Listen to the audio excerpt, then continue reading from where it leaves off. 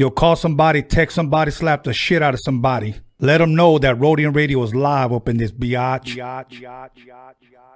You got it locked on Roadium Radio.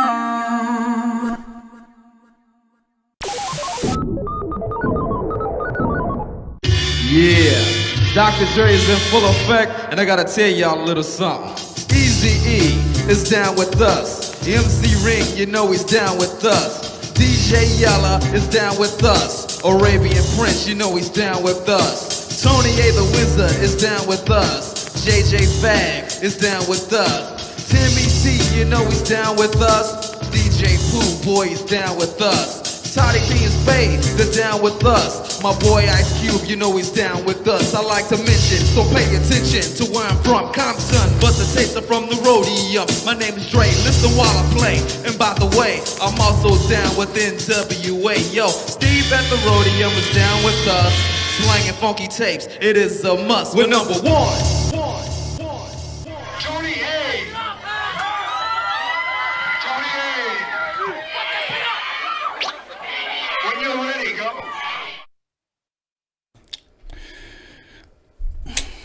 Hello, everyone. I want to start off the show today by saying, first of all, happy Father's Day. And all of you good and great and honorable fathers, I hope that you guys have a blessed Sunday. Blessings be upon all of you awesome, wonderful fathers, because sometimes a lot of people don't realize the weight that falls upon our shoulders when it comes to taking care of our family. So much love, much respect. May God bless all of you guys. Now, before I introduce my special guest today, welcome to Rhodium Radio episode 69. 69. Now, episode 70, you guys are in for a treat, okay? At least for me. I love the guy that I'm going to be interviewing episode 70. But before we get there, let's finish off tonight. Before we get into it, once again, my High C album that I produced in 1991, the 4 mixtapes. For those of you that are still asking me, do I have any hard copies? Yes, we still have only a few left. Make sure you get them in there. 88 Boom and Bass, 86 in the Mix, In Effect, Dope Beats, Scanless, High C, I can name them all. 24/7. They're all available for everybody who's still interested in hard copies, CDs. I know some people always tell me, hey bro, I don't have any CDs. I understand. Then go buy the download if you want. You could download it straight to your phone. That's also available. But you get 4 for $30. Okay, you can't beat that. Other than that, I still want to continue to thank everyone who has blessed us with a donation on the Chicano Rap GoFundMe page. You can find it on the description on any one of our videos, or you can find it in my bio on Instagram or my bio on Facebook. Thank you. I don't care if you give $1, $2, $3, $5, but you blessed us, and we're very thankful. We just need a little bit over $2,000 so that we meet our goal. Hopefully we meet that before the end of June. So we want to go ahead and just thank everybody for that. Once again, the Rhodium Mixtape DOCUMIXERY. If you give more than $50, you get the Rhodium Mixtape DOCUMIXERY for free. Live stream, unlimited streaming, and you get your name on the Chicano Rap documentary. But enough of that. You guys are probably saying Tony's full of shit. Let's go ahead and jump right into it. So without further ado, please go ahead and give a round of applause to LA Baseballhead. What's going on, Tony? What's up, my brother? How you doing? Man, good. First of all, thank you for having me here, man, and happy Father's Day to everybody out there and yourself and all the people here, man. Well, happy Father's Day to you as well. Thank you very much, man. Thank you very much. It's a pleasure to be here. It's an honor to be here, man. Awesome. Well, thank you for accepting my invitation. And you know what? Let me ask you this. How has your Sunday been so far? Oh man, it's been amazing. I mean, it's been great with my daughter, my wife, my family, my father, my mom. You know what I mean? It was a great day since the morning, and to top it off and make it even better, I'm here with you, man. Awesome. On Tony A, man. Rhodium Radio, man. Awesome. You know what? I love today you're the Rhodium guy. The Rhodium guy. There it is, man. Check it out. That's awesome. Now you know what? I always like to break the ice with my guests, and like to shoot the shit, so to say. You seen anything good lately on TV, man? I mean, I stick to Netflix and chill, man. That's all I do. You know what I mean? I've been Netflix and chilling with the wife. I mean, I've been watching Queen of the South. I don't know if you've seen Queen of the South. That's a pretty good show. And Gabriel Iglesias, Mr. Iglesias. Okay. I got a few buddies that come out on there that's friends of mine, and it's pretty good comedy. You know what I mean? No shit. Yeah. I'm gonna have to check that out. I have yet seen that. Yesterday, I watched. I wish I wouldn't have watched it, but it was kind of cool. I recommend it if you got 6 hours you want to kill. Okay. ¿Cómo se llama esta? The Devil Next Door. The Devil Next Door. It's about some crazy ass white dude from the Ukraine that used to actually kill Jewish people during the Holocaust. Okay. And he's living in Cleveland now. And they find out that he was one of the guys. They get his ass out of here. They prosecute him in Israel. And then they kind of find out they have the wrong guy. Okay. So, wrong guy, but yet he was there, type of deal. So if you got 6 hours, you got to kill, you got shit to do. There it is. There it is. What is it? The Devil? The Devil Next Door. The Devil Next Door. I'll make sure to check that movie out. Yeah, If I got 6 hours to kill, I'm going to watch that. Yeah, man. I'm sure we all got a bunch of devils that live next door to us. Right? Exactly, man. So, just don't kill the good neighbor, man. yes, exactly. Yeah, exactly. Now, you know what? I wanted to ask you, because since it is Father's Day, what is probably one of your favorite father, if you will, moments or events, or a day that you can remember with your dad, like as a kid, you know? I mean, the best father son, I mean, it's every moment, you know what I mean? Every Father's Day, but I mean, there's always that one special one. I mean, when I was a kid, I mean, every Sunday we would go play soccer here in Wilmington at JC Field, you know, and we would always go with them. And every Father's Day, because every Sunday it would fall on a Sunday, yes. You know, and it was just amazing as a kid going to play soccer with your father on Father's Day, you know what I mean? All the dads, because they're all men, you know, and they would take their kids as well, and they would have a scrimmage with the kids, you know? So it's pretty dope, man. Pretty Awesome. Amazing. Yeah, awesome. man. And that was every so often, or was that? It was every so often as a kid, you know, Okay. Every Sunday. I have two memories. Of course, I have a lot of them, but if I had to narrow it down, being Father's Day, I'll share. My father is now, you know, went on to be with the Lord now. My condolences. And so my favorite, and it's not in order, on Saturdays, me and my brother used to bring our cobijas to the living room and watch Scooby-Doo. Okay, you know, the Saturday morning cartoons. Saturday morning cartoons. And he used to warm us up, believe it or not, TV dinners. Oh, nice. You know, hey, something, right? Yeah, something. Yeah. Meatloaf with the cherry pie. That's the best, though. You know what I Yes, mean? Back yes. in the days, that was the best. You know what I Yes. mean? People nowadays, the millennium babies are like, I don't want to eat that shit. What is this? You know? Exactly. We used to lay in our stomach and we used to watch Scooby-Doo, Yeah. everything, man. That's why for people that know this album, know that that's why I put Scooby-Doo in the beginning of one of my songs. Okay. Because I kind of grew up with that shit. And then the other one was when every once in a while he would take us to TJ. Right So on. me and my brother buy us máscaras. The luchador máscaras. Yeah, and Gotcha. then the luchadores that wouldn't move, they just like They this. just stay stiff like Yeah, this. just like that. And firecrackers. Oh, that was the number one thing we had to get. It was firecrackers. I don't want to go unless you're buying me firecrackers, Jefe. Yes. You know what I mean? We used to come right back, blow up M80s, you know, fucking Yeah. throw them at cats and shit. You know like what? that. 1/4 of July, I blew my eye up with the Piccolo Pete. What the Yeah, man. My dad, they were going crazy, man. After that, they didn't even want to let me near fireworks, man. I nearly burned my eyeball out, man. Okay, It's what crazy. the fuck? You just lit it and held it, or what? Well, every 4th of July, after every year, me and my friends, you know, we would go and drive around the streets and bikes, you know, and Mm-hmm. try to look for fireworks that didn't light up. You know what I'm saying? So I found a Piccolo Pete, and I told my boy, hey, let me light this, you know, let's see if it works. And it barely had a little mecha on there, you know, and I barely lit it. Shit ain't going on. And I was looking in there like a pendejo, you know. Whee! You know how they whistle, carnal? And oh, God, dude, that thing just whistled through the fire right in my eye. And my mom was at work. So I remember as a kid, I burned myself. I remember my mom putting mayonesa, you know, for the quemazones. No shit. So I'm like, you know what? Before my mom gets home, I'm gonna try to put mayo and cover it up and sit in the fan, you know? Oh, Right. man, my mom got home. I got my ass whooped. On top of that, I had my eye burned, you know? Shh, never again. No. Were you one of those kids like today? You hit me, I'll call 911. Oh, no. You hit me, well, I'm hitting you back, you know? Nah. With my parents, I never hit them back. I mean, My dad used to whoop my ass because I wasn't the greatest kid as a kid. You know what I'm saying? Same Us here. Mexican kids, the belt, the chain, the chancla, anything that was in the way, Manteca, agárrate, cabrón. cabrón. Anything, bro. I know. Yeah. You know what's funny? Me and my brother, we talk about our ass whoopings, and my brother would be like, "Oh, my mom used to whip my ass," and I was like, "Look, every ass whooping that I got, I knew I had coming." Oh yeah. You know, Yeah. I knew it, and I owned up to it. I never looked down at my mom for whipping my ass. I mean, you know what? I like that quote that says, "My parents raised me right, but I did wrong all on my own." Exactly. And it's 'Cause true. It's true. Yeah. It's true. Yeah. So- because they try to raise you right, but you're going down the side way, but they whoop your ass and try to make you walk that straight line. You know. Yes.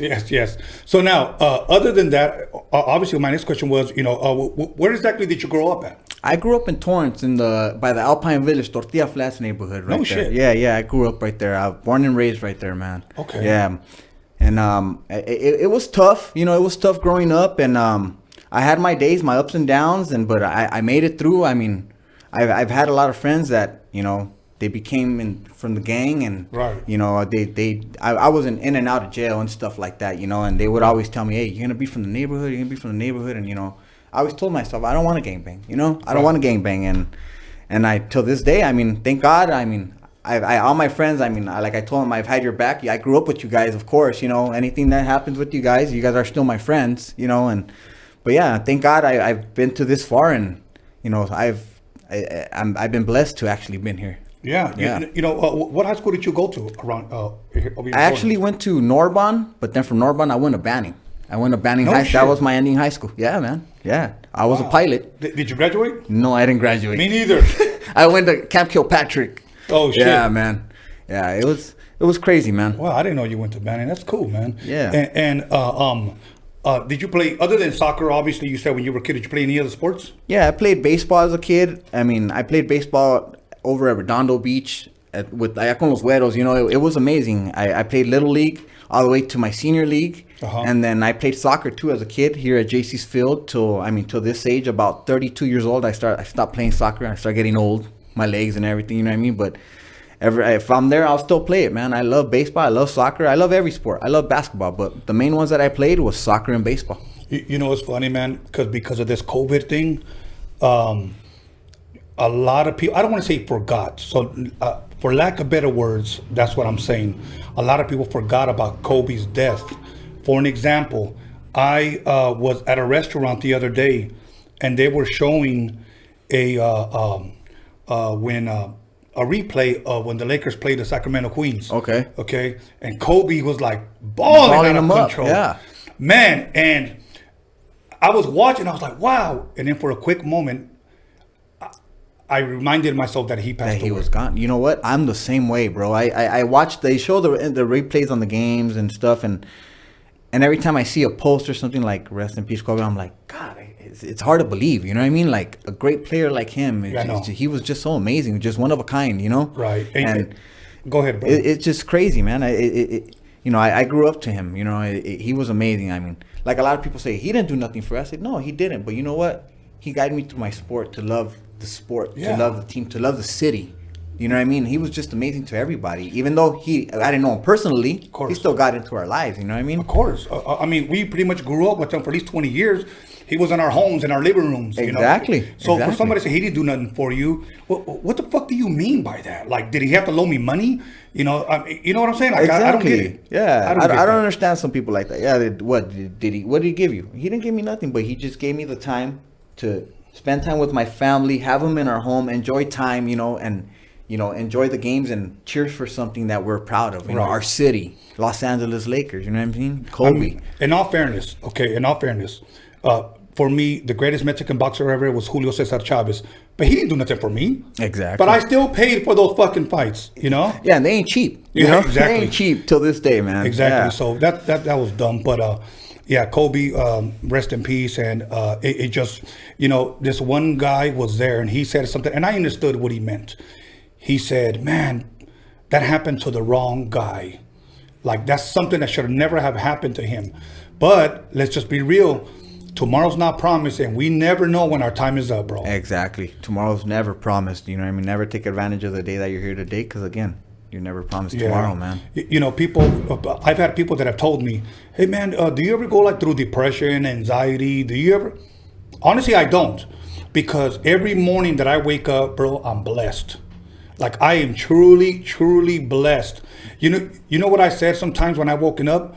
I thank God that last night was not my last night. Exactly. You know what? Yeah, that's what I thank God every morning, every night that I go to sleep. I just let us wake up for another day, God. That's it. Yes. You know what I mean? That's all we're grateful for, just to live another day, man. Yeah. Now you know the thing that sucks about this whole COVID thing right now is because there's no sports. Obviously, no Dodger games, no soccer. Okay. Have you heard anything? If there is going to be any soccer or baseball possibly this year? Well, from what I heard about baseball, I don't think there's going to be baseball. But I know soccer, July 8th, LAFC's playing. So they're back. They're playing over in Florida. Okay. They'll be out in Florida with no fans as well. You know what I mean? And oh, shit. Yeah. And then here at the Lakers are playing too. I guess there'll be basketball as well. That's pretty good. You know what I mean? Okay. We got UFC. We got boxing. But mainly we got to get baseball back, man. You know what I mean? Right. We got to get our Dodgers back. But it sucks, man, with all this COVID going on, you know, especially, I mean, with me, the things that I do, I support the team. It's kind of hard to do the things that I do, you know what I mean? But I'll still paint my head and do the things for the city, for the team, you know, at home. You know what I mean? But I'm sure hoping that this comes back, man. This comes back. We need sports back, man. Yes. No, I agree definitely, because you know what, that's like our time. I mean, I saw you at a couple of Dodger games, you know. I know you're always there.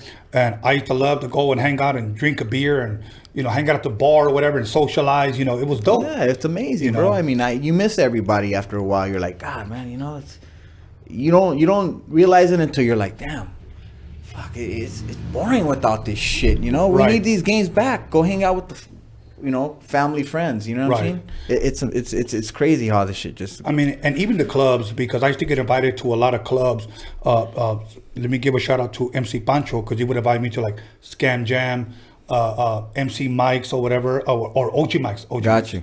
I said MC Mike's. MC. It's in Santana, right? Yes. Órale. Okay, and I'm thinking to myself, if they're going to open those up, I mean, are people going to be dancing with masks on? Yeah, that's what I understand. Like, I've seen people like post stuff where they're at a club, but I don't, not a club or a little gig going on, but I don't see anybody with masks or anything. Right. You know what I mean? And to me, I mean, to each their own. You know what I mean? If you want to wear a mask or not, you know what I mean? Right. You know, it's for your own protection, for your family's protection. So, but I mean, it's pretty cool that, you know, people still get to go out there and have a little good time just for a few hours, maybe an hour or two, have a little drink and just head back home, you know? Head back home. Yeah. You know, it's funny because the last time that I saw you was in November at the OC Block Party with Bobby D and Curious. Yeah, correct. I was there with Mellow Man Ace, man. It was amazing there. And that you know, that concert was just amazing. And now to like, from there to nothing is just... To nothing. It's just, wow, like... when is this gonna go back on? You know, everybody's just anxious to see artists, music, everything go on. You know, we miss that. You know, now you mentioned Mellow Man Ace because that's who I met you through. Yes, correct. Okay, correct. Now, how did how did you meet Mellow Man Ace? Well, I met Mellow Man Ace back in 2018. I want to say the end of 2017. I met him out in Ventura. Okay. I had my boy Young Quicks that I met on Instagram. Okay.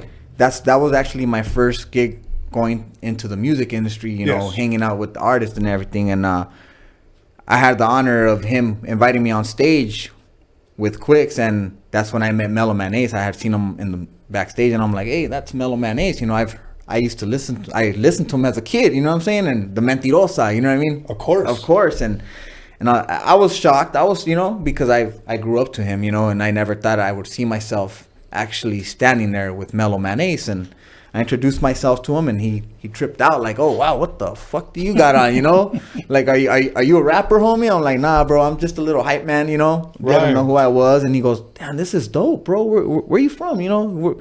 I'm over here. I live in East LA. Oh, okay, cool, man. Well, let's hook up sometime, eh? Get my number, and all right, cool, man. So since then, it just took off, man. No shit. It was just amazing. Mellow Man Ace, you know, I would go on shows with him, you know, do a few shows with him, and it's pretty dope, man. Yeah, and a couple of times he was like, oh, yeah, Baseballhead. And I was like, who's that? And then when I finally met you, I was like, oh, shit. Yeah.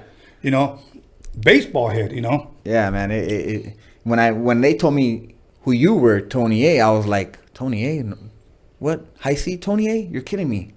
No way. Like, I'm not your puppet, Tony A, and, you know, I don't want to know, and all, you know, and I grew up to all that music, bro, and it was just an honor to meet you, Mellow Man Ace, and to actually call you my friend now, it's a blessing, brother. Like, you know, you just never know who you're going to meet. Never give up on whatever you're doing. Just keep going, you know. Just keep going. Thank you, man. It was a pleasure and an honor to meet you.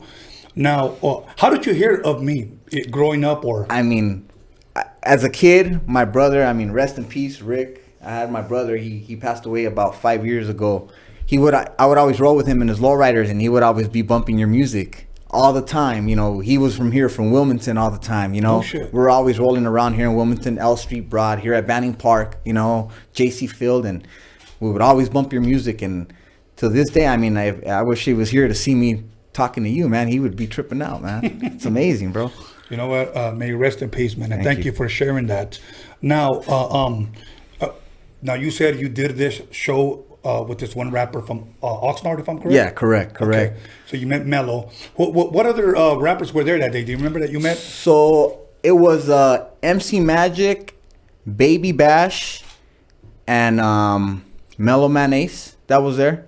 That must have been a hot show. It was a pretty good show, man. It was a pretty good show. I mean, I was nervous because my first time going on stage in front of an audience. To me, I felt like I froze. Like, I mean, I felt like I was doing a robot up there when I wasn't even trying to do it, you know? Right. But it was crazy. I tripped out, and it was just a great experience to be up there. And for a shout out to Young Quicks for taking me out there. You know, it's a blessing for him to actually take a chance on a random person that you met on Instagram. You know, I could be some loco or something, you know?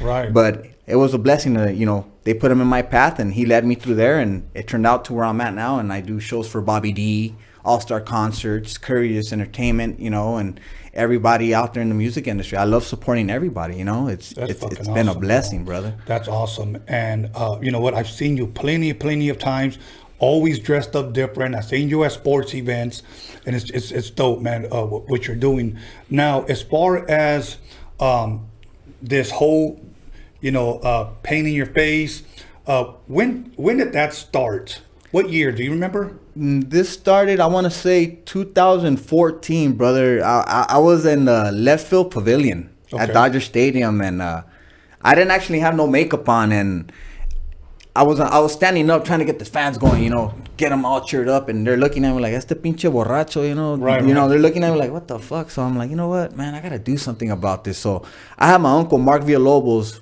from Monsters FX, which is my wife's, he's my uncle through marriage. Okay. My wife's uncle, he does special effects for movies and stuff. Wow. You know, he worked on Critters and, you know, great movies. I want to say The Hills Run Red, Babyface, you know, old school horror movies. And I told him, hey, Uncle Mark, you know, I want to do something when I go to the game. I want people to, I want to get them hyped up. He goes, well, let's paint your face, you know. I told him, let's do it all blue with the white L.A.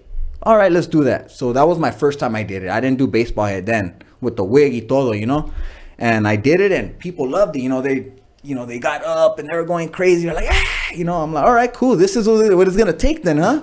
You know, people were taking pictures. All right, cool. So then he liked it. You know, he seen that people were taking pictures, and he's like, we got to do something else where people are gonna want to look at your head and see other things, you know. So he's all like, come up with something. I'm like, you know what, a baseball. How about a baseball? He goes, you know what? I could come up with, you know, we could do stitching and put tattoos on your head. I'm like, tattoos? What do you mean put tattoos on my head? I have tattoos on my arms, but I ain't going to tattoo my head. He goes, no, with paint, you know, the way we did it. But I'm like, I don't know what we're talking about, but let's do it, you know? Right. So the first time we did it, we airbrushed it. Oh, shit. And that was amazing. Like, people loved it. They fell in love with it. And then that's when I called myself El Baseballhead. You know, I'm like, okay, I'm going to call myself El Baseballhead 81. You know, I'm like, you know, people love it. So then after that, it took flight, man. People just loved it. Like, hey, you're going to come with your head painted again? Yeah, all right, I'll do it. And it just continuously, every home game. And I've been doing it since 2014. It just took off, man. It's been a blessing. But after those, I want to say 2 years, he's told me, you know what? You got to get someone else to do your makeup because I got to work, you know? Oh, shit. So that's when my wife came along, and shout out to my wife for always doing my makeup, you know, and she took over, and it took her about 3 years to actually get it down to, you know, Really? yeah. And it used to take us about 3 hours, and then now it takes about 45 minutes to an hour just to try to hurry up and get out, man. Wow. Yeah. That's awesome. And is it hard to take off? No, actually, it's easier to take off than for it to put on. 10 minutes, I just peel it right off. I'll have it off by the time I get home. Really? Just peeling it on the way home. Yeah. It's like a mask. Yeah. It's like a mask. Yeah. Wow. You know, it's funny you say that because one time I saw this ugly ass dude and his face looked like a mask. That's what I was like. I wanted to tell him your face looks like a mask, but I didn't tell him. Oh, no, you know, no. I didn't want to be mean. Right. But you know what? Here's what we're gonna do. We're gonna go ahead and go to a break. Yeah. We're gonna come back in 10 minutes. For sure. And Let's do this. we're gonna continue to. I don't know if John was over there trying to get my attention, but we're gonna go ahead and continue this conversation, brother. Let's do this. Okay, so hang tight. Okay, everybody. Once again, LA Baseballhead in the motherfucking building. Go ahead and okay, I only have a few more. 4 for 30. 4 for 30. 4 of them I did. 4 of them Dr. Dre did. I will be releasing more different ones, but the high seat ones I'm almost running out. If you want to give a donation to the Chicano Rap documentary donation, thank you very much. We're possibly going to start filming, well, eventually after we meet the budget, but most likely it's going to look like at the very end of July. So other than that, we had a problem with last week's interview that after we were done, it was still saying that it was still alive. YouTube has been having problems processing these videos lately after they're done. So it usually takes about 24 hours, so hopefully that doesn't happen this time. If it does, just touch the cursor and roll it all the way back and you can actually still watch it, okay? But I'll explain that throughout the show. So once again, call somebody, text somebody, slap the shit out of somebody, and let them know that LA Baseballhead is in the building. Stay tuned. Welcome to Rhodium Radio, and I am your host, Tony A. the Wizard. We started a GoFundMe page because we need you to help us meet our goal. And our goal is to release a Chicano rap documentary. And we need you to be a part of this. Everyone who contributes will have certain incentives offered to them. For an example, I'll name one. Your name will be on the credits of the film. Everyone who gives, everyone who contributes, their name will be on the credits. That's just one thing that we have to offer. But yet, if you read the description, you see other incentives for your contribution. If you've seen the Rhodium mixtape DOCUMIXERY, you will not be disappointed with this documentary shining light on Chicano rap, the Chicano culture. It is something that can be used as an educational tool now and in the future. So once again, help us meet our goals so that we can start production. And remember this, we have a voice and we will be heard.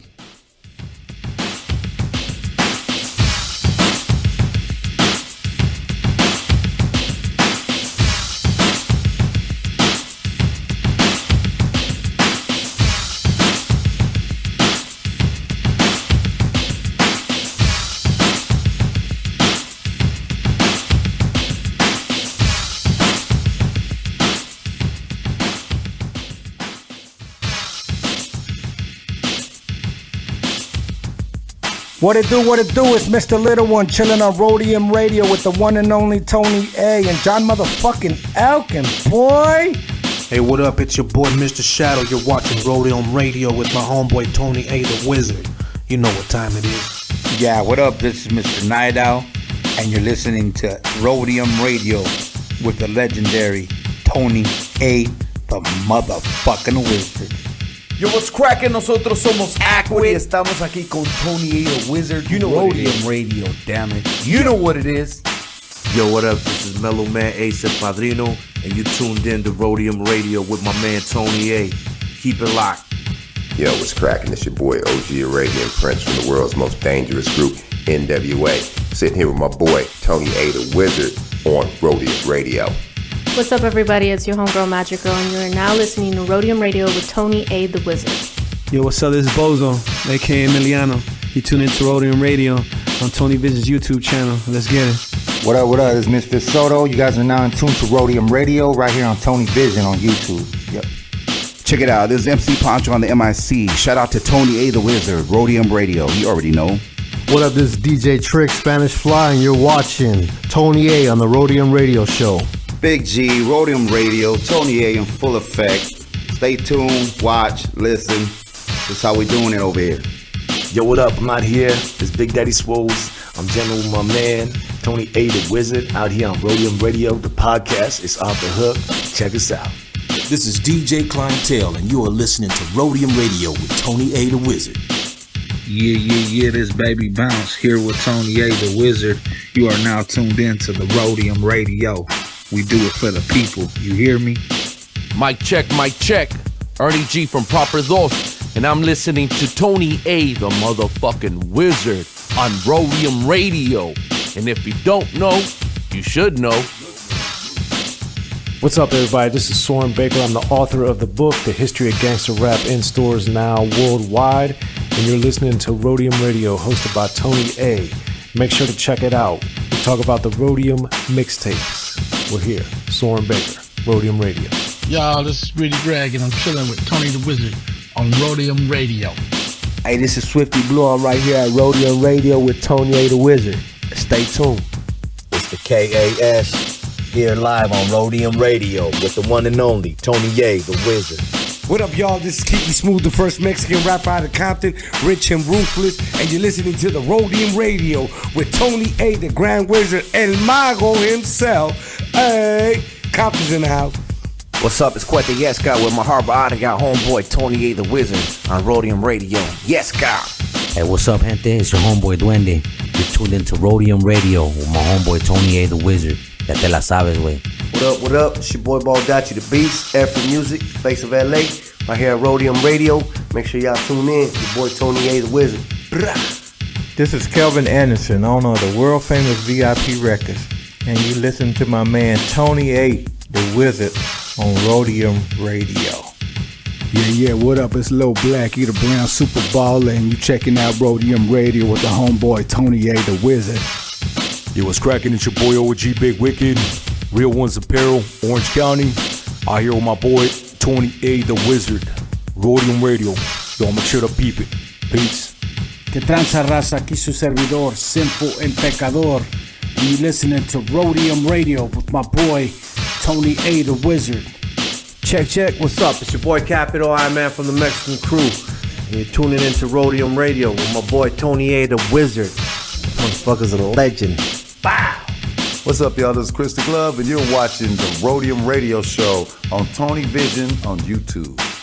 What's up? This is Mr. D on Rhodium Radio, kicking back with the homeboy, Tony A. Yo, this is Fancy the Boss. Tune in on YouTube at Rhodium Radio with Tony A. the Wizard.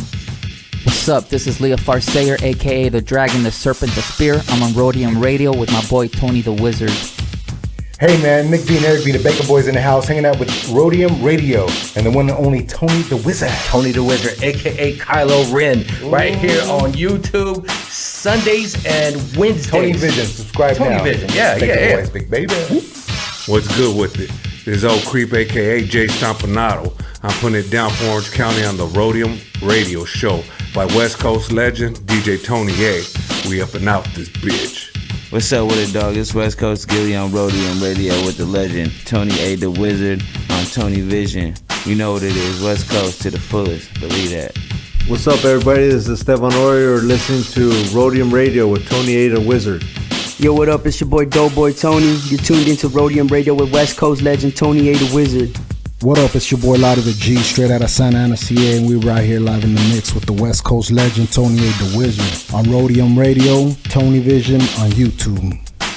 Yo, what's up, world? This is Cool 187, above the law in the building, and you're tuned into Rhodium Radio with my man Tony A. the Wizard. What's up? This is Darren Vegas. You're on Rhodium Radio with Tony A. the Wizard. Real West Coast hip hop history right here.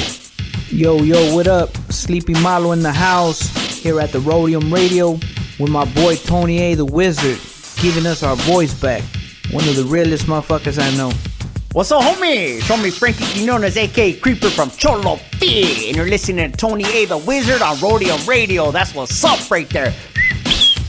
Hey, yo, what's up, man? This is Cujo the Savage. I'm right here with Tony A, the Wizard, Roadium Radio. Everybody stay tuned, man. It's a motherfucking hit. Yo, shout out to Rhodium Radio, Tony A, the Wizard, your boy Pablo Nunez right here in the studio. Be about it, people.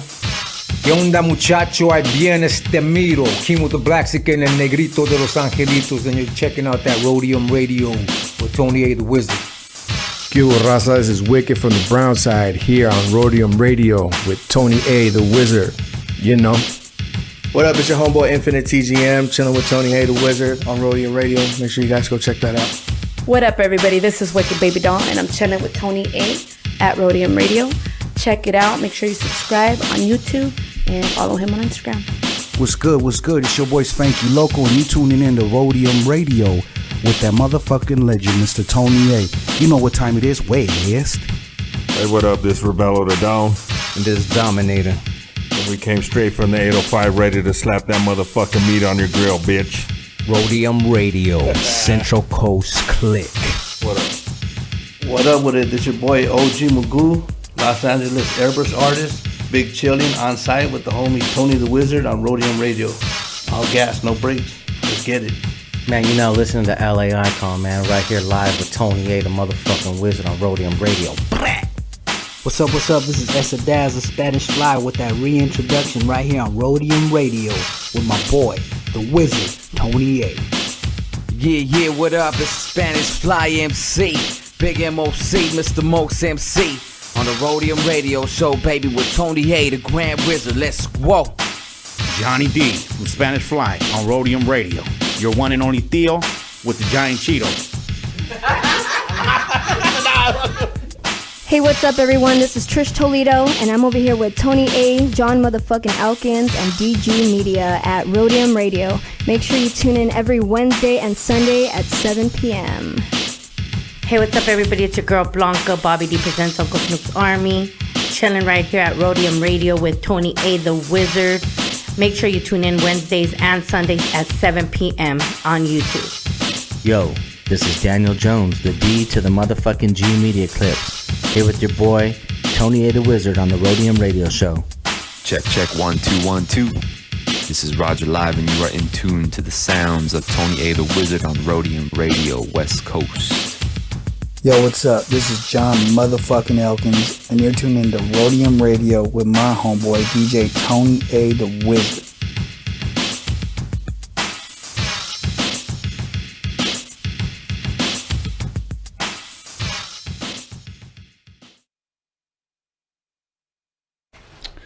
Welcome back, everybody, to Rhodium Radio, episode 69. And we're just going to go ahead and jump right back into it. We're not going to waste any more time. But now, during the break, we were actually talking about Chicano rap. Yeah. Now, I wanted to ask you, are you a fan of Chicano rap? Oh, I'm a big fan of Chicano rap, man. I grew up to Chicano rap since I was a kid, you know what I mean? I grew up to Ackwit. I grew up to Mr. Shadow, Little One, Malo Mac, Capone, Criminal, you know, all the different Chicano rappers out there. It made me feel like I would communicate with the Raza, you know what I mean? Right. It's just something about the music. It made me feel good, bro. I just love my people, the way they make the music, and just for the Raza, you know what I mean? Right. It's amazing, bro. Awesome. So, I know you know a lot of artists, you know, in this whole hip hop genre, whether it's be Chicano rap or whether it just be hip hop, or, you know, why they've always, you know, changed it up from just rap to Chicano rap. I never liked that. Some people do, cool, that's fine. I'm from an era where guys like Frost, Lighter Shade of Brown, Papa Those, they were just known as rappers. Yeah. You know, but today, cool, I get it. Now, and I know you know a lot of artists because you go to a lot of shows as well. Correct. And a lot of these artists, you know them on a first name basis. Have you ever considered ever picking up the mic? You know what? I have picked it up once, and I actually made a Dodgers anthem with De California. Shout out De California and Young Quicks. Okay. To me, it was my first time doing it, so to hear my voice, to me, it sounds like, oh no, I can't do it, you know. But when I let other people hear, they're like, "That's you? No way!" Like, you have that voice of the Chicano rap, you know what I mean? Uh-huh. And to me, I don't see it again. other people, when, like, let's say when you hear something, you're like, I don't like how it sounds, you know, but other people do, you know what I mean? You see it different because, you know, you hear yourself, but they see it because it's the outer circle, you know what I'm saying? Right. But from my point of view, I didn't think I sounded good, but a lot of people are giving positive vibes about it, you know, and it's out there. If anybody wants to listen to it, it's called This Is L.A. de California. It's a Dodger hit, you know what I mean? For the Dodgers, I mean, we don't have them here, but they would have been here if we would have had the World Series this year, you know what I mean? So that's what we threw it out there, man. Okay. Yeah. And is it on YouTube or what is it Yeah, on? it's on YouTube. You go on YouTube, Spotify, on iTunes. You guys could look it up, man. This is L.A. de California. Okay, and when was this released? This was released, I want to say about a month ago. About a month ago, yeah. About a month ago, man. Wow. And I actually recorded it at with DJ Cassell Organism, Mellow's son. He's the one that recorded it at Mellow's pad. Yeah, man. Shit. Yeah. That's my boy, man. Oh, wow. That's cool, man. So now let me ask you this, because a lot of people often ask, you know, I thought this was a hip-hop podcast. Why are you having a guy like this? Let me explain that, okay? First of all, if people know hip-hop, you know that there's 4 elements to hip-hop, okay? There's the MCing, okay? The b-boying, the breakdancing, etc.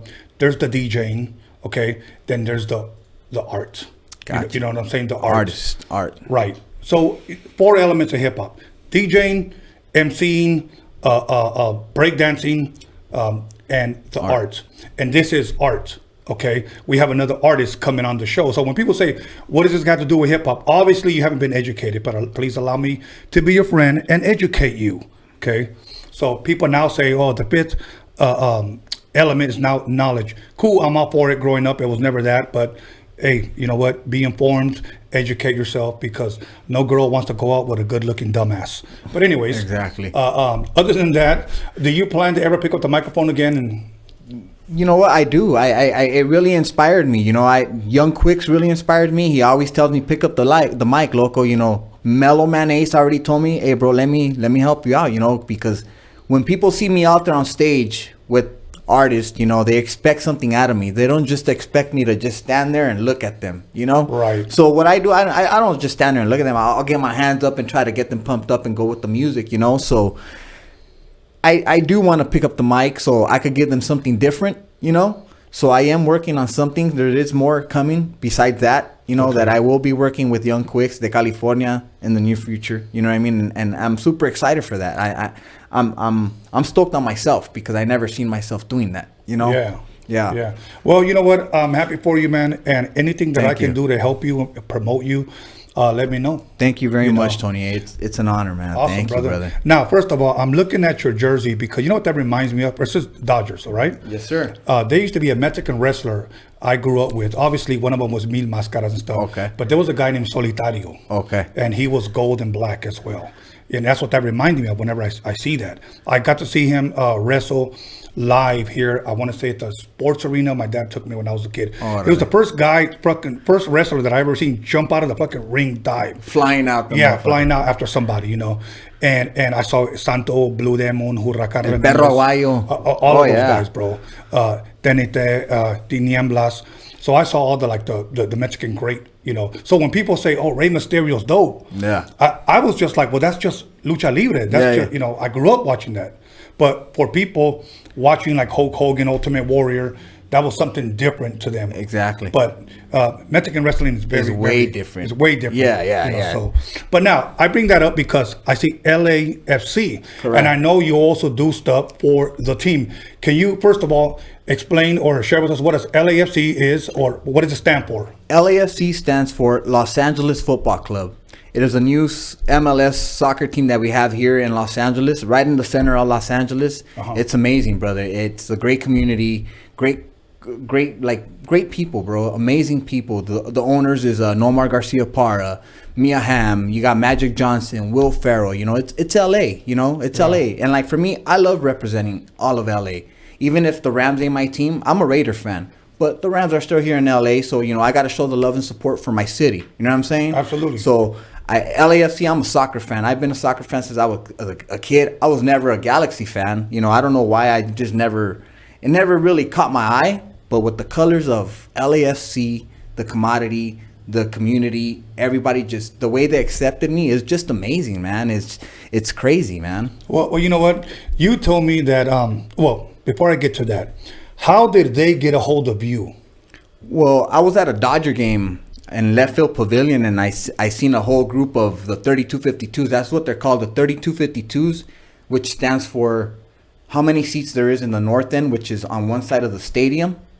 And the 3252 stands for there's 10 players, correct? Or 11 players, yeah. But 3252 equals to 12. So the 12th player is the fans, the stands. So shout out to the 3252s. I seen them in the left field pavilion at Dodger Stadium, and at Dodger Stadium you don't hear chants like at soccer games. And these guys were chanting throughout the whole fucking game, man. And it's just, even you can hear them on TV, you know, let's go Dodgers, and the LAFC chants of of course, so they could know who they are. And I walked over and I told them, hey, you know, I've seen you guys before on the Instagram. I want to be, you know, I want to know what it's all about. So they told me, would you paint yourself black and gold? I said, dude, I'd paint myself like a soccer ball. I love soccer, you know. So they took a chance on me, and I went to one of their first, I want to say, kind of like a fan fest, but it was a fan fest for the LAFC, where everybody got together and they got to know the team, the players. This is when they had Walker Zimmerman barely joined the team, and Carlos Vela, you know. And when I first went there, they loved it. They were stoked. You know, it's amazing. You know, every time anybody sees it, they're like, wow, what the heck do you have on your head? You know, they think I'm the Mexican gold dust and shit, especially if it's gold. You know what I mean? Yeah. But yeah, and ever since then, I mean, they loved it. And I've met some owners. I've met Will Ferrell. He loved it. You know, he goes. That's what I like about the LAFC. The owners actually go out to the stands and communicate with the fans. That's what's so amazing about LAFC. That after every game, the players come to the stands and they show the love to the fans. You know, because you're showing the love to them, they show it right back. You know. Wow. Yeah, it's different. I've never been a soccer fan, because here's what I see. Guys going back and forth, and the whole time, he almost, you know, it's like going to Las Vegas and you hit the 7-7 and then nothing. You know, that's what I think soccer is. But I tried watching it for my dad's sake. You know, when my dad was alive, he always like, vente, Antonio, vente. You know, so I would watch like the World Cup or whatever. Yeah. And I would sit there and stomach it. But you make me want to go check it out. You know what? There's a lot of people out there. You know, I've had a lot of people, because when I go there, I welcome like the celebrities, the artists. I put them on my head, and I let them know, you know, welcome to the 3252, the LAFC, and they think, you know, soccer is just, you know, they get bored of it, but this ain't just any soccer. It's something different. You got to come to the games to experience it. It's just the motivation, the environment, it's electric in there, bro. Yes, it's something different, bro. It's just unexplainable. You would have to go experience it. And you know what? When this comes back, I'm gonna take you with me, Tony. Awesome. I'm gonna take you with me to a game, man. You heard him, you guys. Everybody. You guys are my witness, man. I'm taking Tony A with me, man. You guys heard him, okay? Yeah, man. You know, now, how new is this team here? How long has it been here now? This is actually the third season. Okay, and you know what? We've made history already, more than any MLS team, you know, especially the Galaxy. Well, in one season, you know. Okay. We got the Supporters Cup in our second season, you know, our second season, and it's just amazing. It's amazing, you know, like it's crazy. It's something else, you know. Like, it's hard to explain because you got to be there to experience the whole ride, you know. Right. The whole ride. It's just it's incredible. I know Mello one day was on the floor one day, I guess on the field, and he was holding like a flag or something. And I remember somebody was filming him, and he was saying, "This shit's crazy, like it's just crazy." Yes, correct.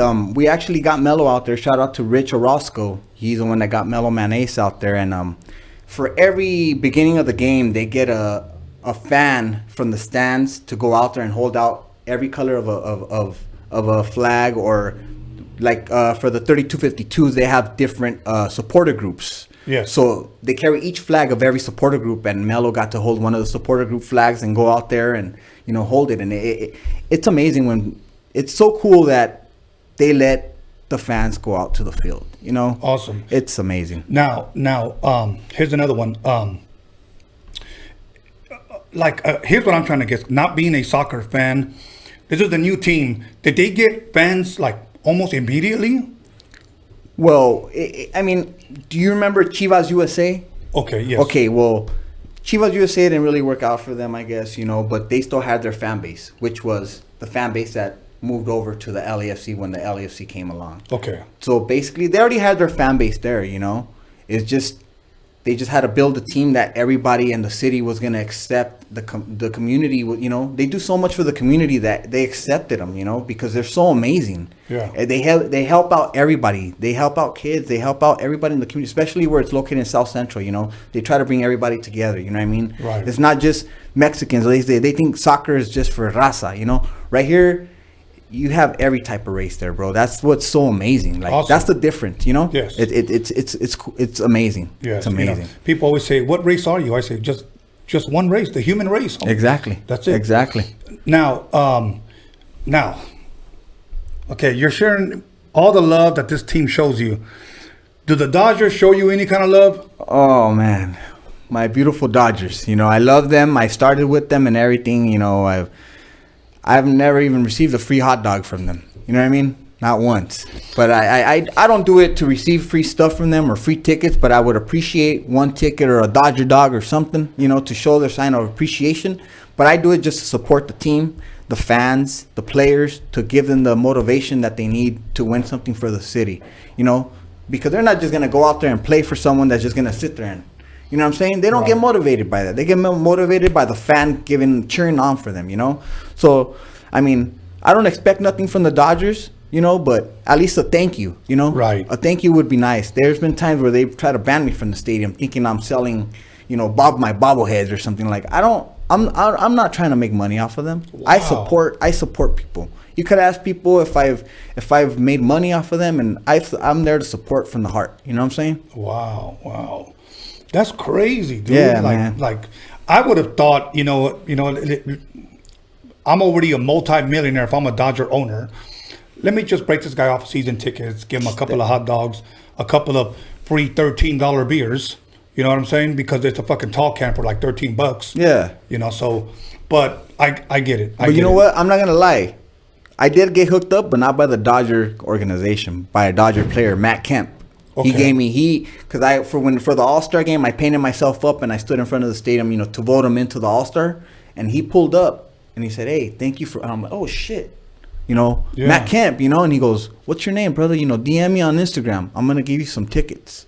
And he gave us front row tickets to the game, and I took my family, and I, you know, thank you very much. He came up, threw the game to my daughter, the baseball to my daughter. And, you know, that was really cool, man. You know, the players actually admire the fans, not like the whole organization in the front office. Awesome.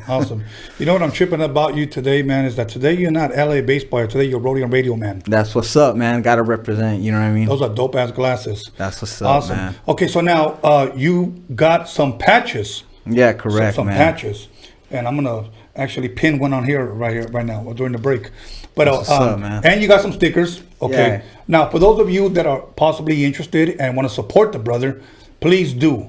Where can they receive some of these patches and some of these stickers? You guys could go to my Instagram, L.A_baseballhead, and just DM me whatever you guys like, a sticker or a patch.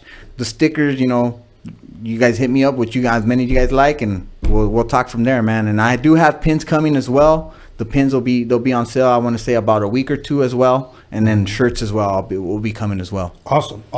Yeah. Who did the artwork on these, man? These are pretty cool. I got a buddy.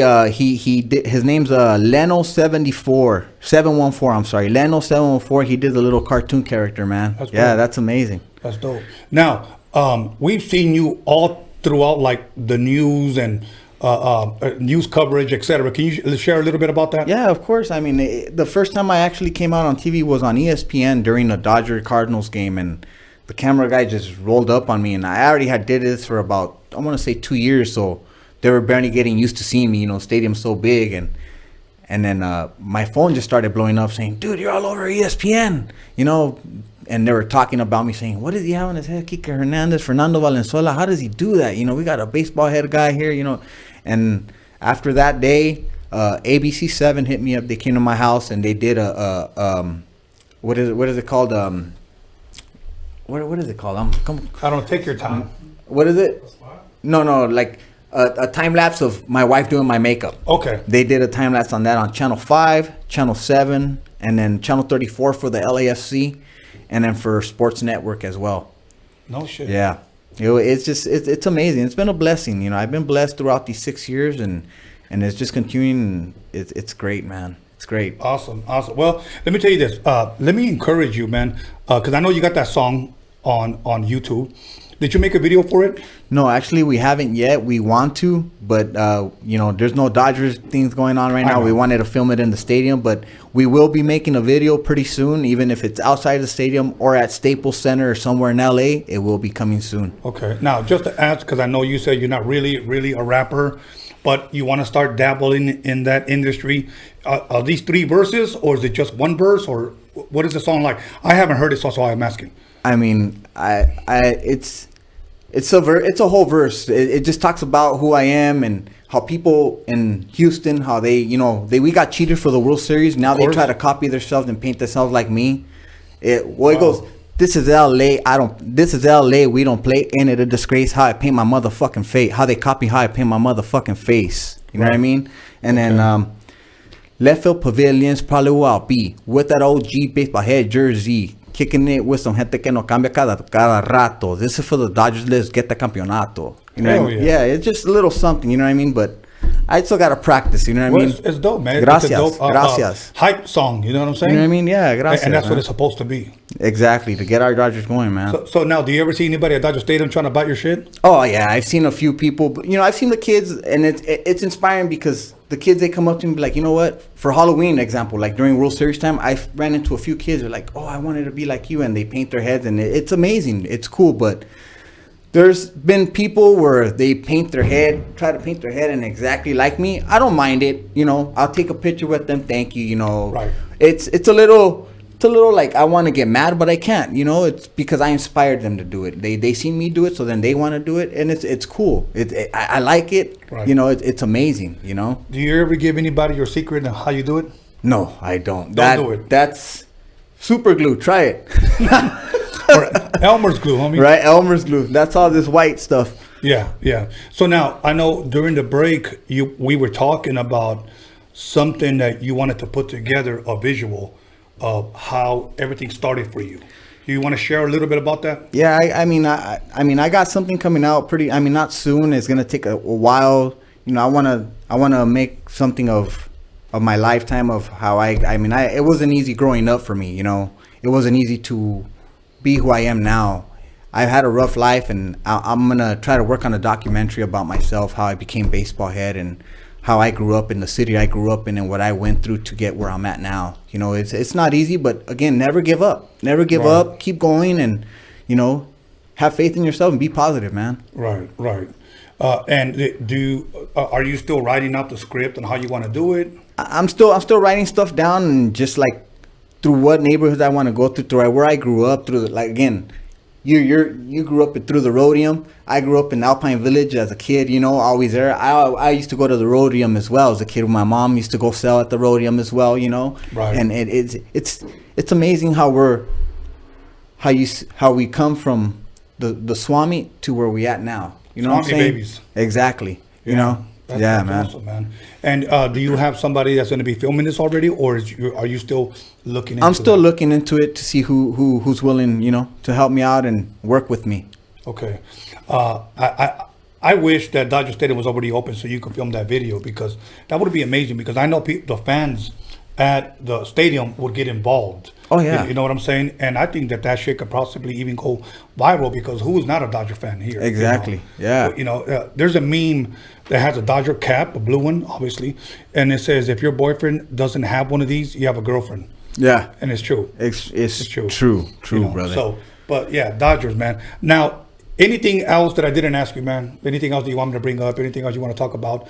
Because sometimes, you know what, I'm thinking about shit when you're talking, y a veces se me va. So, I mean, we basically gone down to everything, man. I mean, you've asked me every question you can. I mean, if you have anything else, just go ahead and ask, man. Or if anybody out there, you guys want to know some questions, you ask me, and I'll I'll answer your questions, man. You know, now the obviously you said your wife's very supportive. Your wife paints you, correct. and everything. And if I'm correct, you said your daughter as well. Yes, my daughter as well. She's a makeup artist as well. Okay, now when you go to concerts, do the promoters ever hit you up and say, "Come on through, I got you"? Do they show you love also? Oh yeah, the promoters always show me love. Bobby D, shout out to Bobby D. Shout out to All Star Concerts, Raider Tommy. You know, I got the Team Street, Blanca, and all them. It's amazing. Jay Relentless, they're all amazing. Bobby D, he's always helped me out. You know, I've done a lot of shows with Bobby D, and he's always had my back. You know, I've done from Ice Cube shows to Snoop Dogg shows, and it's just cool, man. It's cool to actually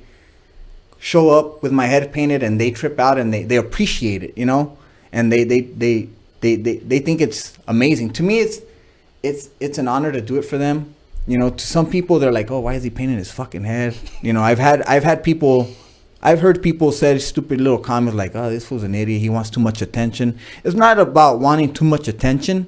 It's about appreciating the great music that these artists have brought to us. You know, it's just so many years. You know, and just show our sign of appreciation in any way that I could. You know, just to show them, "Hey, I love your music. Here's Here's the support, brother. You know what's crazy? That I've seen you so many times, and yet have never seen you without the makeup. Oh, that time will come. That time will come. That's you know crazy. What I mean? Yeah, man. There's actually a picture of me on Instagram now. Really? With me and my pops on the live feed. Yeah. Okay, I'm gonna have to look it up. Yeah, man. I'm gonna have to look it up. But now, oh man, I wish we had clubs. I wish we had concerts for us to go to, man. But you know, it's still pretty much barely opening things up. Yeah. I think Bobby's having a concert. What, the Zap thing? The Zap 40th anniversary. I think December it is, or something like that. And I think that Ramon Ayala too. The Ramon Ayala and Grupo Firme. I think they're having that concert as well too. I think sometime in July or no. I think they moved it over to November. I'm still not sure. They got a few shows, man. What about that song? Did you like that song that Snoop did with that? La Maldición. Yeah. I think it was like a banda song. Yeah, it was a banda song. I mean, it was good. I mean, don't get me wrong. It was cool. It was catchy. You know what I mean? Not my type, but it was cool. It was dope. I liked it. You know what I mean? It was real dope. I could bump it. I could sing it. You know, but not really my. Of course. Yeah. But you know what? I would rather listen to that than like carne asada. Oh yeah, of course. You know what? You're right, dude. All this carne asada. You don't even understand what the vato's saying, bro. Yeah. You know what I mean? Don't get me wrong. Like I said, I support all artists and everything, but if you're gonna rap about something, you know, you could understand what Snoop was saying in Spanish. You know what I'm saying? This guy, he was stuttering a bit and da da da da da da. I don't know, what is that. You know what I'm saying? And making up certain words and then being disrespectful not only to our culture but even our language. Exactly. You know, but whatever. You know, I've heard songs that Game did, like El Chapo. I really liked. I like Snoop. He did Vato, if I'm correct. Or YG también. You know, he did that one. What is it? He did a song. I didn't really care too much for it, but whatever. Other than that, brother, any shout out you want to give? Hey, right now's the time, brother. Yeah, man. Shout out to Bobby D Presents, All Star Concerts, LAFC, the 3252s. Shout out to Young Quicks, de California. Everybody out there that supports me, man. Appreciate all the love and support. Special shout out to my wife, and a big shout out to you, Tony A, for having me here, man. Appreciate you. Happy Father's Day to everyone out there, man. And happy Father's Day, Pops. Lo quiero un chingo, jefe. Hey, you know what? I couldn't have said it better. Let me first of all say that it was an honor and a pleasure to have you here, brother. And I thank you, Rhodium Radio, man. You know, LA Baseballhead. And may your brother rest in peace. I love that you shared that story. Gracias. You know, I mean, who would have thought that you grew up listening to me through your brother? It's amazing. It's a blessing. But other than that, anything I can help you with, let me know, and we're good, man. Thank you very much. All right, brother. We'll be in contact. I know we always hit each other up every once in a while, so that's dope, man. So everybody, listen, we're gonna go ahead and take a break, 10-minute break. So go get yourself a Modelo, use the restroom, get your popcorn ready, because I have Antonio Pelayo in the motherfucking building. That's what's up. So make sure you call somebody, text somebody, slap shit out of somebody, let them know that Tony the Wizard is in the motherfucking building. See you in 10 minutes.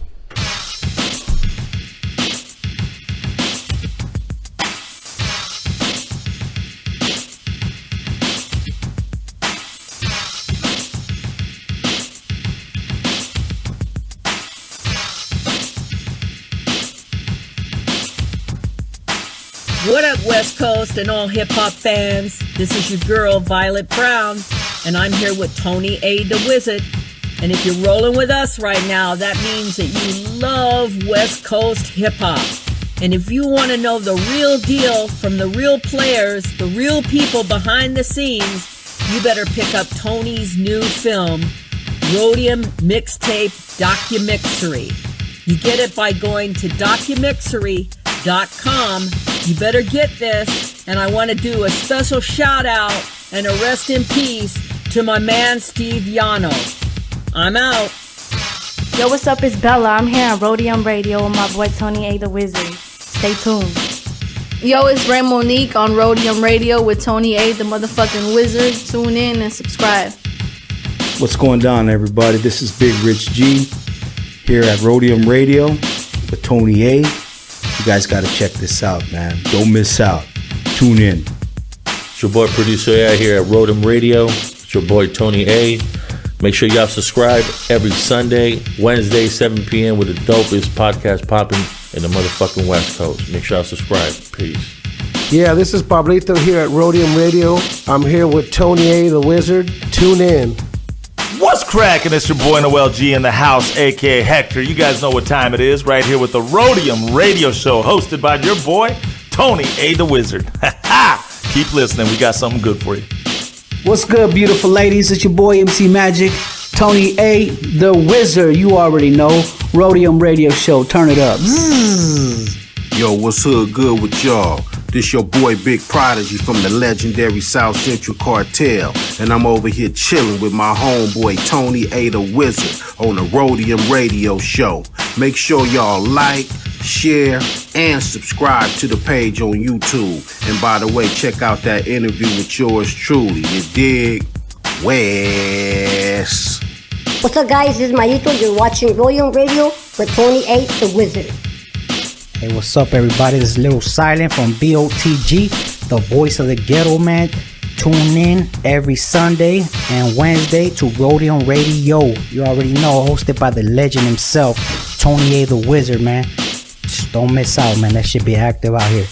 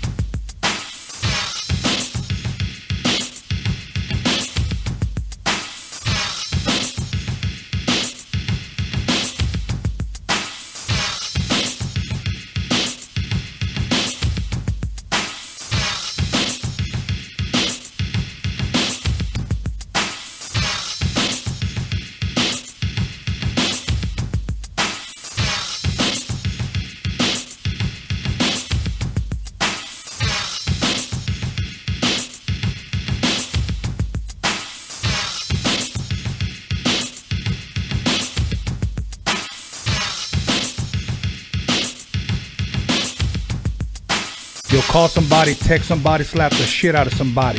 Let them know that Roadium Radio is live up in this biatch. Rhodium Radio.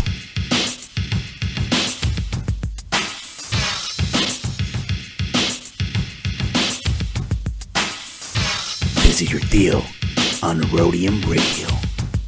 Grab a seat on my meat. Tony A. the Wizard.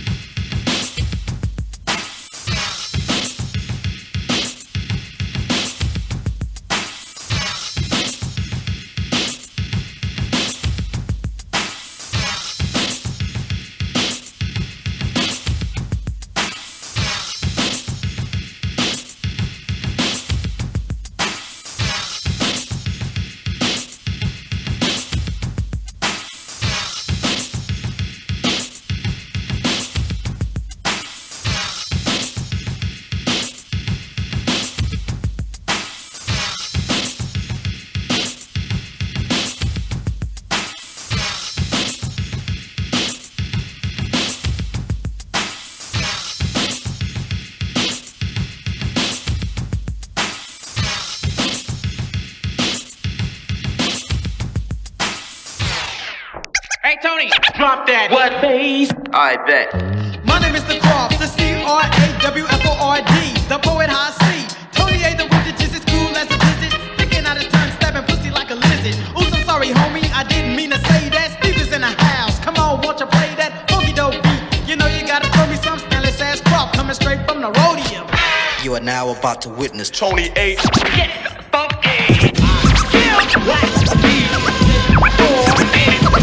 Tell her where you from. You don't think how I'm living, well, fuck you. Who's on Saturday night in LA? Yo, feeling kinda fancy. Stop what you're doing, cause I'm about to ruin the image and the style that you used to. What the hell are you looking for? Can a young man make money anymore? Wear my jeans and like freaking on the floor? Or is it my job to make sure I'm poor? Disruption, disorderable, nourish, not justify. Those that live at the FBI, look at mama's baby. Get it, Dre. Just do 1 2 1 2. Right about now, Easy E and Dr. Dre's in the motherfucking house. Times are getting crazy, it's really hard to choose it. The Roadium's a spot to get funky, fresh music. Easy motherfucking E and my homeboy Dr. Dre. MC Ren is in effect, and you know we don't play. The Roadium is hitting, but you know you can't leave until you get a deaf ass tape from Steve. Oh Steve, oh Steve, oh Steve, just give me just one more tape. Oh Steve, oh Steve, oh Steve, just give me just one more tape. Oh Steve, oh Steve, oh Steve, just give me just one more tape. Oh Steve, oh Steve, oh Steve, just give me just one more tape. Yeah, man, I came all the way down to the Roadium spot beat, man, to pick up one of them NWA tapes, man. And I talked to homeboy Steve down there, man, and he said I'm fresh out of tapes, man. How the fuck you fresh out of tapes, man? He said cause they selling like hotcakes and shit, man. That's my man going down. Hey, Mom, what's for dinner? Wow.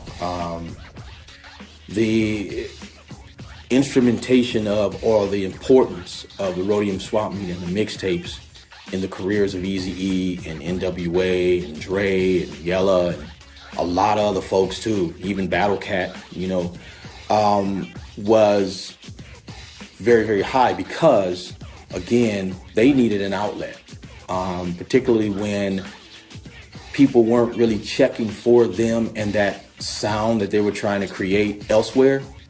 At the Roadium, you had at least a way to sort of mass market your stuff and have people listen to it and give it an opportunity and give it a chance.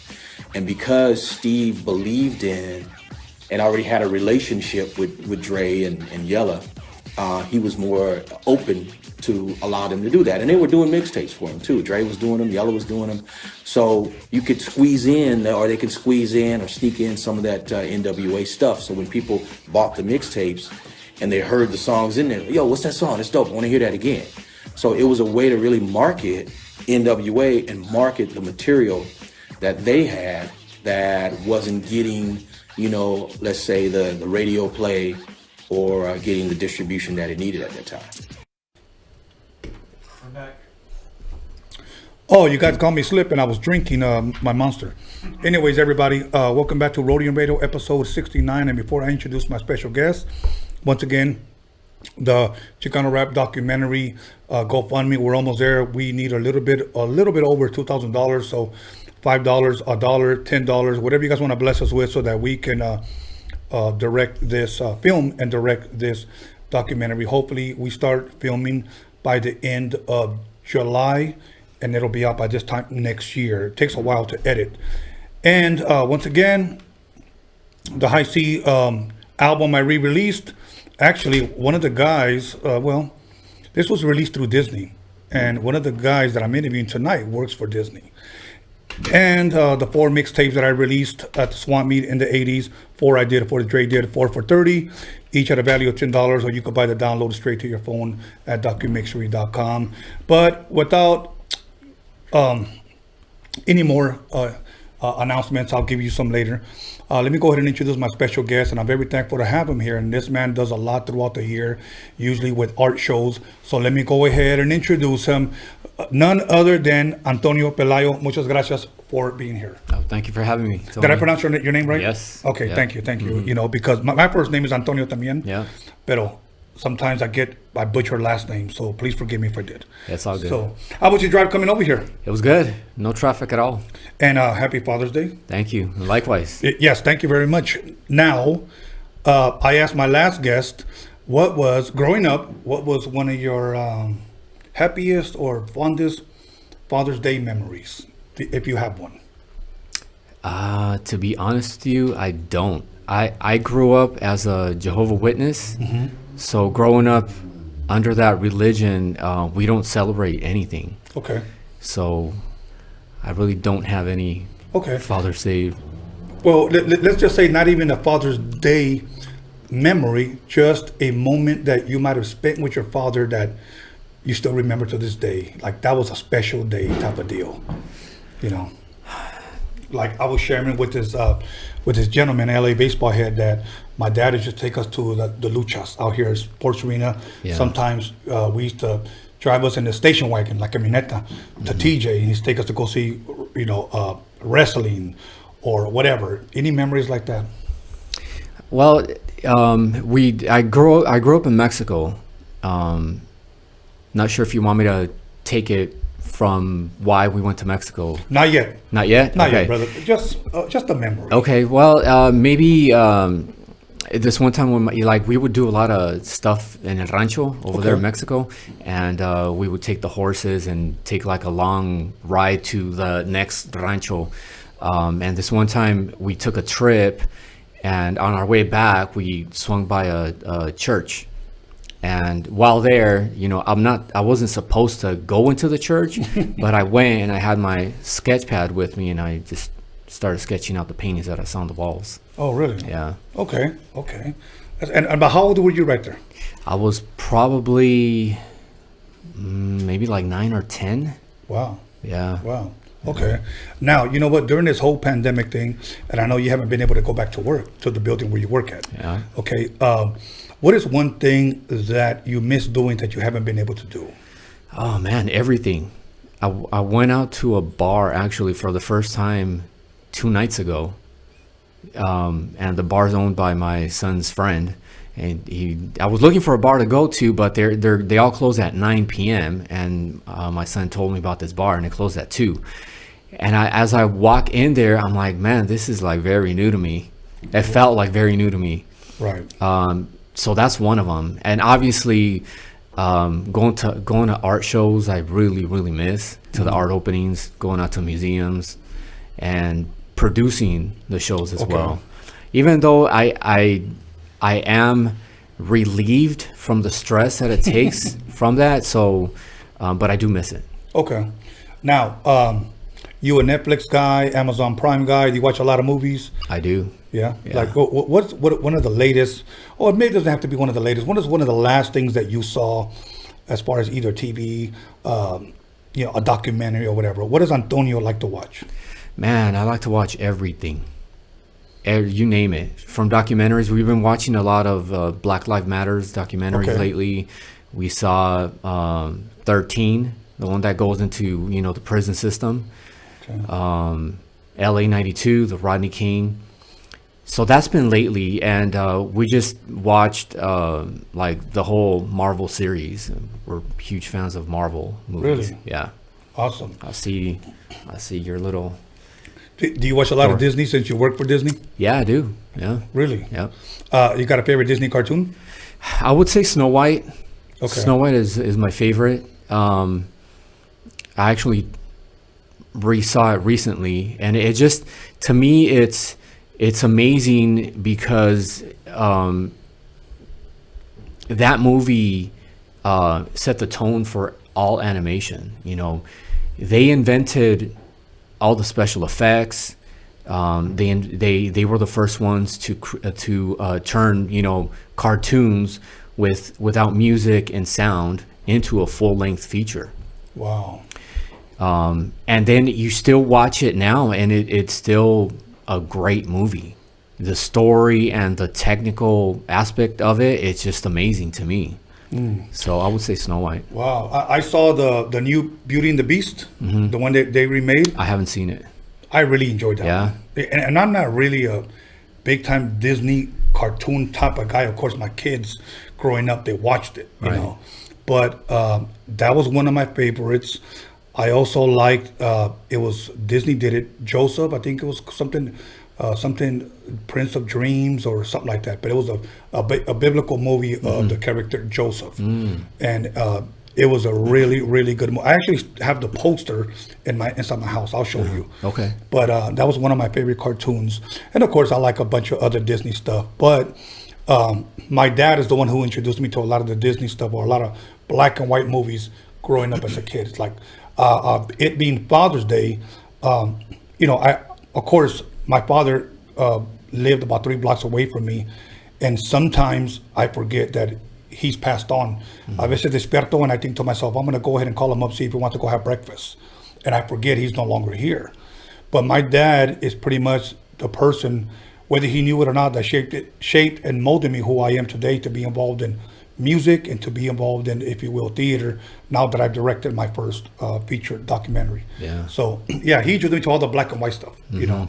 Well, so I love a lot of that stuff. So being signed to Disney in 1990, it was amazing to me, you know, to know that, like, my dad raised me, and now I'm kind of here at the mecca of everything that goes around the world, you know. So, but anyways, other than that, you watched I haven't watched that 1992 one, or Rodney King one. Is that pretty good? Yeah, it's really good. Okay, I'm gonna have to check that one out. Yeah, check it out. You know, right now that we're going through this whole, and it sucks because 2020 is, I'm just hoping that right around, and I'm optimistic that right around the corner, things are gonna brighten up, you know.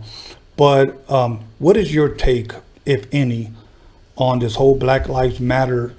Because there was a guy that had, you know, his knee on somebody's neck.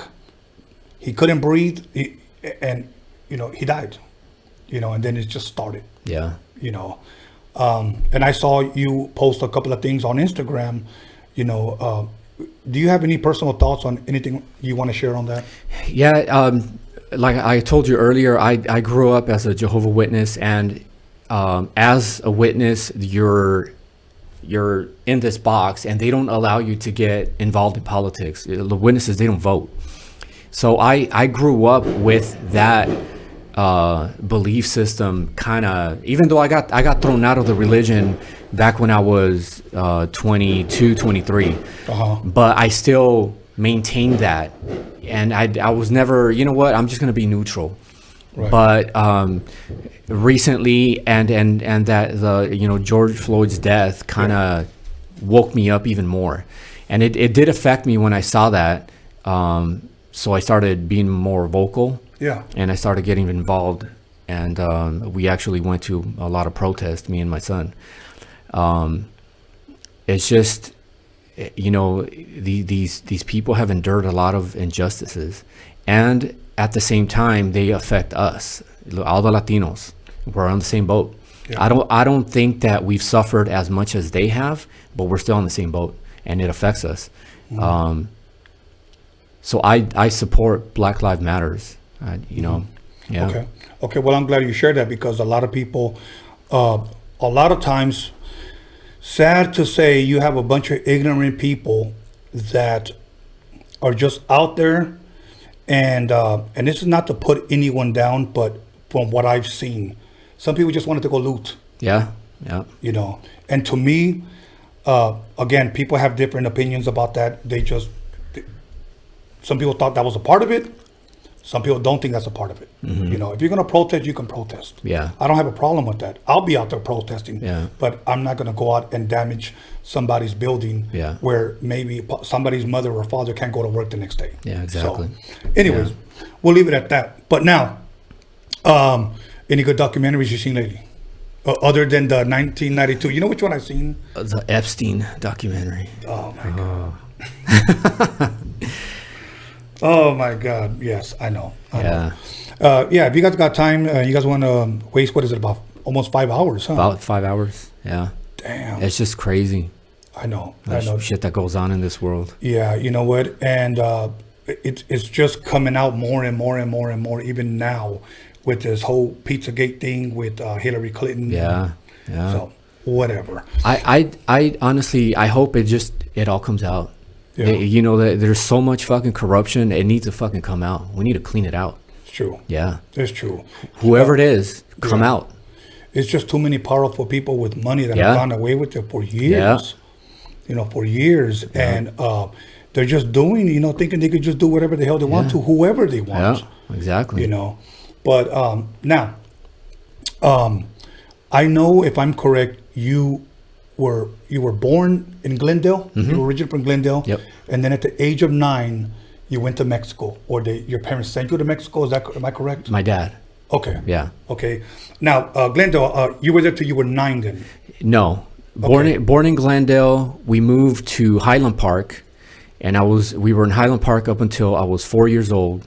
Moved back to Glendale, and then around the age of 7 is when we were sent to Mexico by my dad.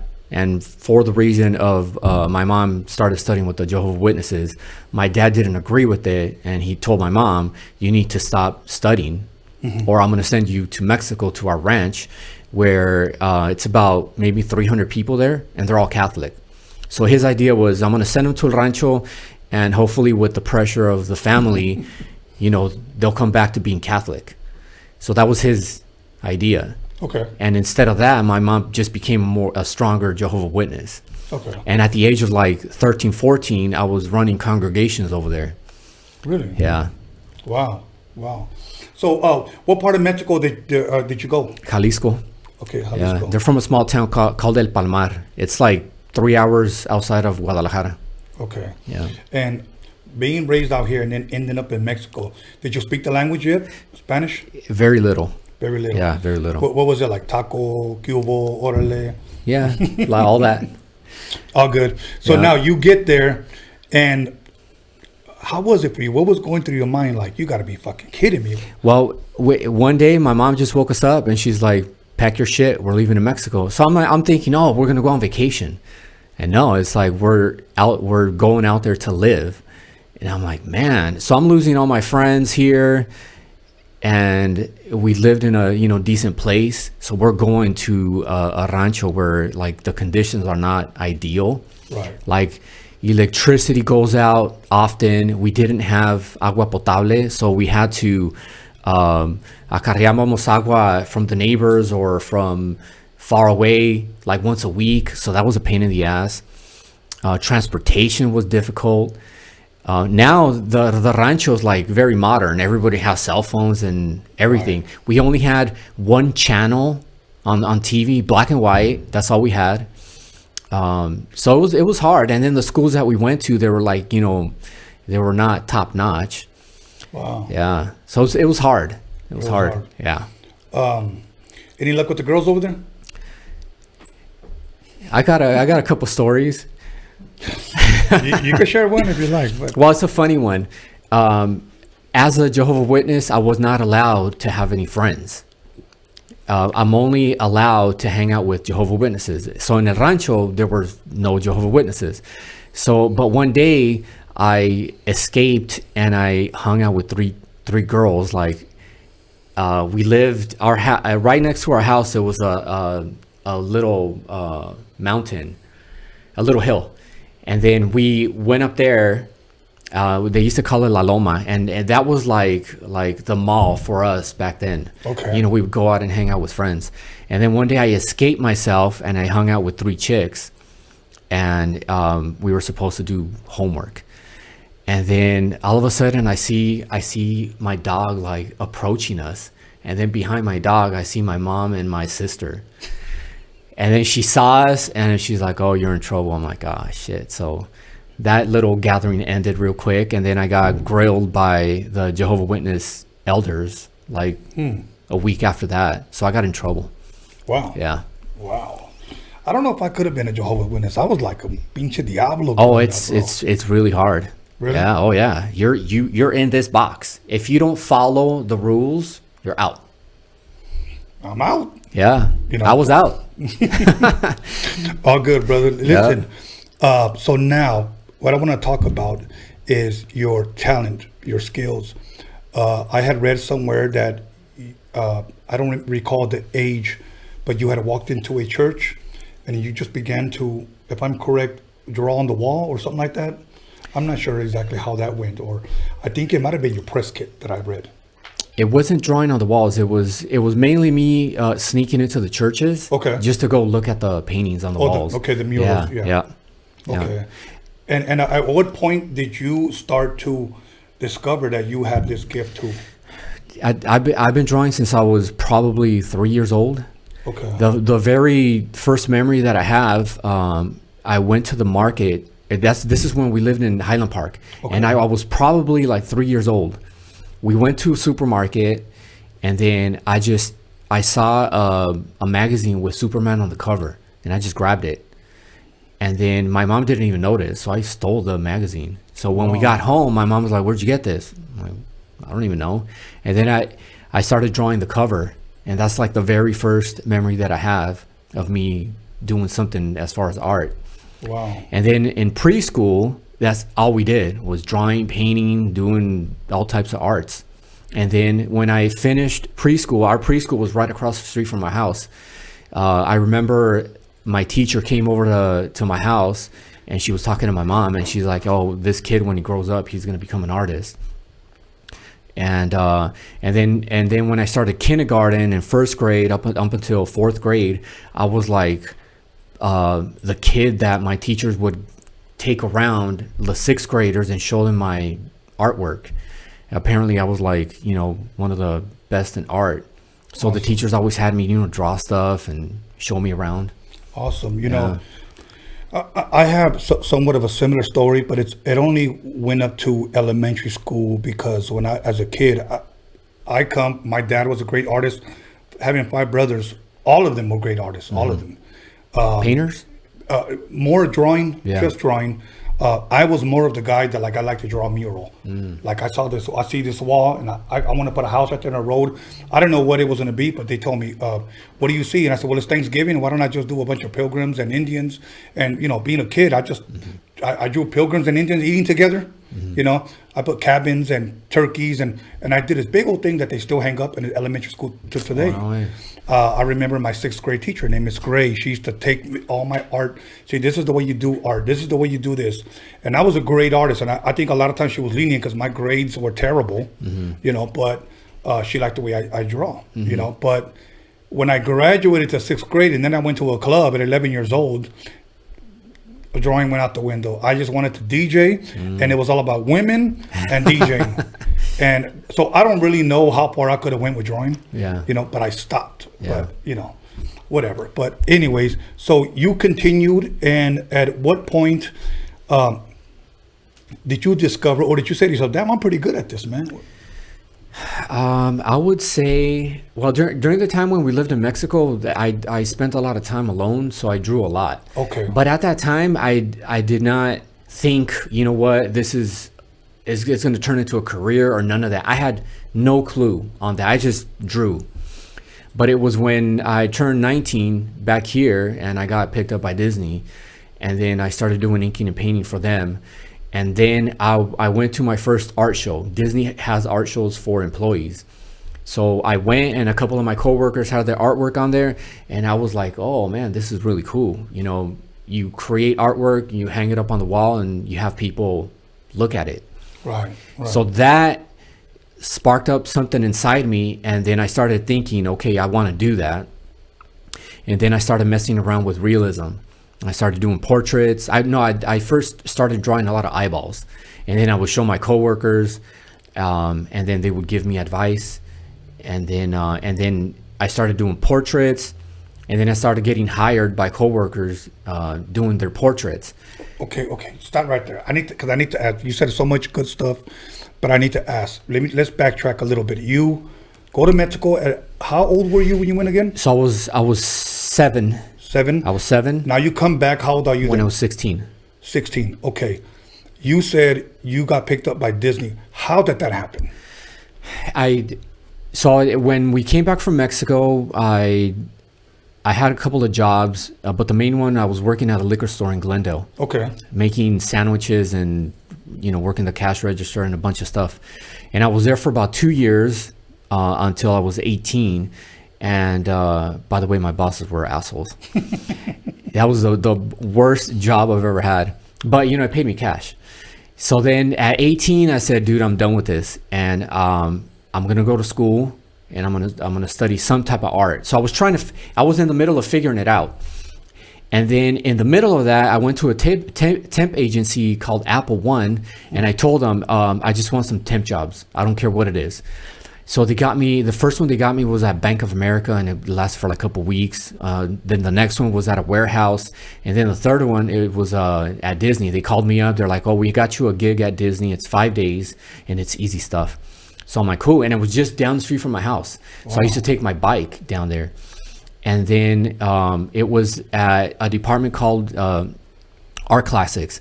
And what they did is they created and marketed Disney animation art from the Saturday morning cartoons. So what I did there is just do inventory, and I was, you know, sorting out the artwork and putting it in folders and stuff like that. But during those few days, I got to know some people, and then one of the guys told me, oh, they're gonna start an inking department soon. And I'm like, no, what is that? He showed me, and I'm like, dude, I think I can do that. Now, for people that may not know what inking is, can you elaborate a little bit more? It's kind of hard to explain. You would have to see it, but it's basically hand drawing or hand inking the line work of the character. Okay. So the line work of the character is done on top of a cell. A cell is like this plastic see-through acetate. And then you flip that thing, and then you paint it on the back. Okay. So the line work is done through a process called inking, and you can use a rapidograph or an actual quill pen that you dip in ink, and then you draw the lines. Wow. Yeah. So that's what they were going to start doing in that department. And I talked to my boss, and I told him, listen, I'm an artist, and I hear you're starting an inking department. I'd like to try out for it. He's like, all right, cool. Next day, they sat me down, and they had me ink some Winnie the Poohs, and I was the first one they hired. So wow. I start doing that. So that 5-day gig turned into, you know, I was in the department for about 8 months. And the department just grew to maybe 30 inkers. And then where I'm at now, they needed inkers, and there's no schools or anywhere where they teach this artwork. But they knew about our department, and they came over, they tested about 30 of us, and they picked me up. Wow. So that 5-day gig turned into now 26 years. 26 years. Yeah. Okay, So now, that's how I got in. Wow. Okay. You said something that you were just drawing a bunch of eyeballs. What was the deal behind that? I was just, to me, eyeballs just were very fascinating to me. And just, I love drawing. If I have a favorite thing to draw, it's probably eyes. Really? Yeah. Wow. Yeah. And that's how I started. I started practicing realism, and then I took it from there to drawing the whole face. And then I drew a bunch of icons, and then I entered a show at Disney. I think it was in '96. Okay. And I think I entered 3 pieces, and I got a good response from the people that saw it. And then I continued, and then eventually I was introduced to Retina. He's one of the big graffiti artists now, by a friend of mine that had a studio in downtown with him. And he was bugging me for about a year about meeting him. And then I was like, I had no idea who he was. And then one day he's like, hey dude, so Retina is interested in buying your Tupac drawing. And I was like, well, I don't really want to sell it. And I told him, tell him I want $10,000 for it. Is that what you said? Yeah, that's what I said, because I didn't want to sell it. And then he's like, all right, he said to bring it down. He wants to see it in person. So I called up a friend of mine. He's like, hey, go with me to the studio. I took my portfolio, and I sat down with him, and he's looking at it. He's like, well, look, dude, you know, I really like it, but I don't have 10 grand. But I like to put you in one of my shows. And back then he was curating shows. And I'm like, well, I'm not ready to do that. You know, I don't have a lot of pieces. I think I had like 8. He's like, yeah, that's good enough. You know, we'll put you in just one room. And I'm like, all right, cool. So I framed up all my pieces, put them up there. And in January 2005, it was my official first art show that I participated in. Wow. And then it just took off from there. Wow. Yeah. Wow. And this Tupac portrait, do you still have it? I don't. Actually, the friend that introduced me to Retina owns it. he eventually bought it off me. Okay. Yeah, not for 10 grand either. and how big was it? Like 8 by 10. Oh, okay. Yeah. 8 by 10. Oh, well, wow. the paper is probably 11 by 14. Uh-huh. Yeah, but the drawing itself is like 8 by 10. Now, growing up, you know, I always liked to draw superheroes. I used to like to draw. It's weird the way I used Muhammad Ali fighting, you know, Joe Frazier, Bruce Lee, The Exorcist, Jaws, wrestlers. That's what I used to draw. Yeah. Did you have anything like that growing up that you used to draw? All of that, but I do remember drawing a lot of war scenes.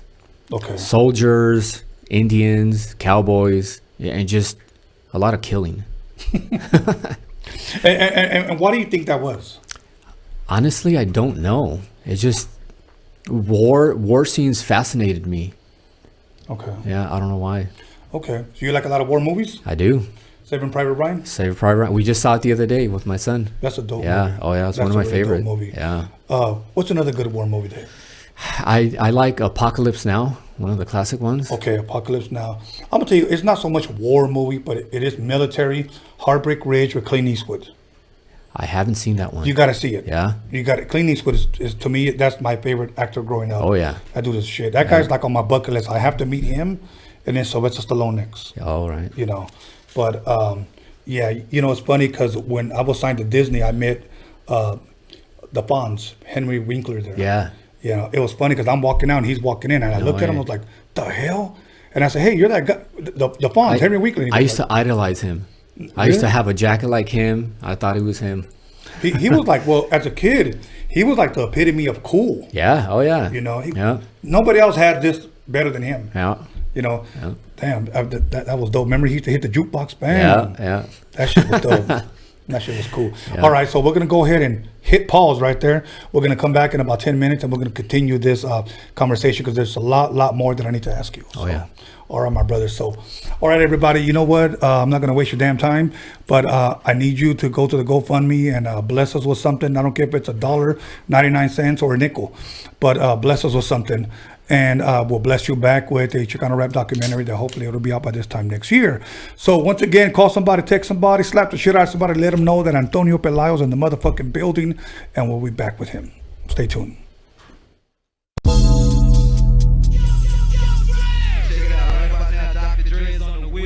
About to cold tear shit up. AOD, you got a level? D, hit record, man. Get busy, easy. And Tony A on the 12 technique, see? Here's a little something about a nigga like me. They never should have anybody say proceed. Yo, this is your main man,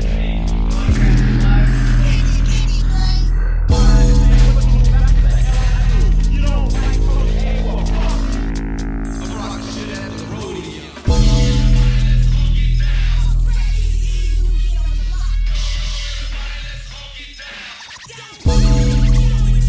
Let's do 1, 2, 1, 2. Right about now, you drop that bass.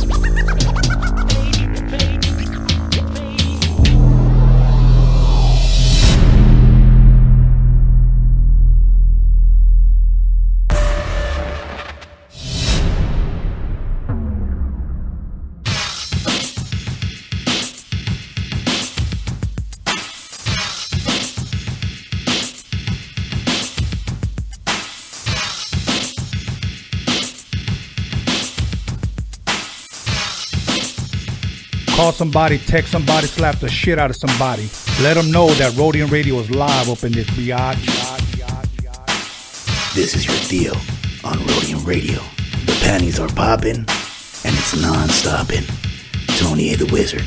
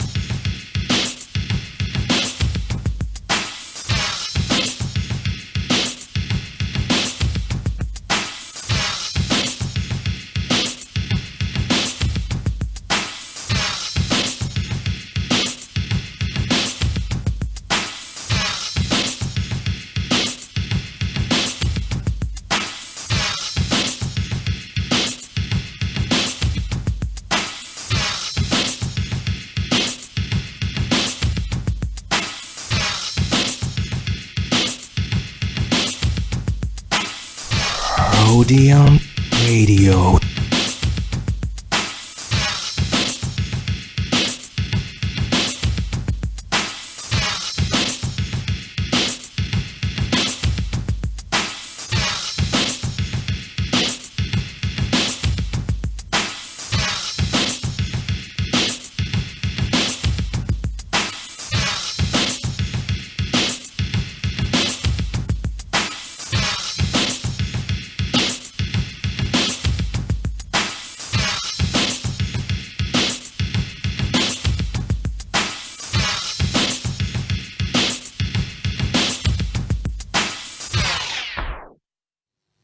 Lonzo, you ready? Yeah, I'm ready. You ready? Yeah, I'm ready. You sure? Motherfucker, I'm ready, goddamn!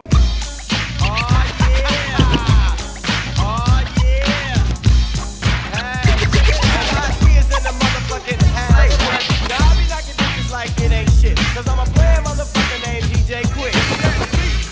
It's a full-time jack move. Billy Joe, yo, homie, make the track move. Freestyle, meanwhile, we keep the big chicken. Sweat dripping, girlies in the middle with your cute.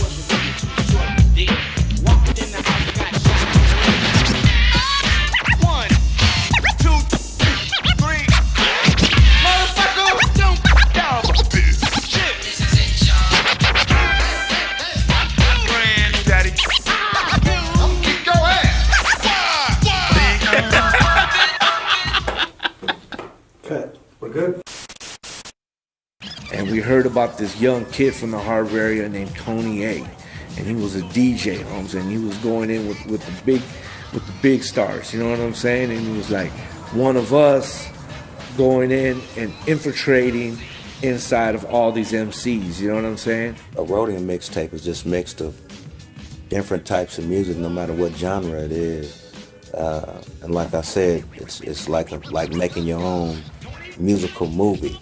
When La Raza came out, man, even the amount of sales of the single of La Raza that got moved out of the Roadium was crazy, bro. And that song just got played and was played in all the stands over there. And I was blessed to go back one time even to see it, and I want to say in 91 or 92. Although they were not black, they were Oriental, Asian, whatever you want to call them, they were cool.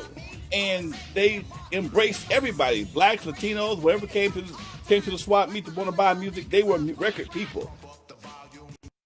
Yo, right about now, Dr. Dre is in effect. COMPTON shit up with my man Steve at the Rhodium swap meet. And we here to lay it on the line. To all them sucker niggas out there claiming our tapes and shit, we just got one thing to say. Look at you doing your ass is mine. Look at you doing your ass is mine. Look at you doing your ass is mine. Yeah! Now my name is Dr. Dre. Got the baby. Now my name is Dr. Dre. Now my name is Dr. Dre. Now my name is Dr. Dre.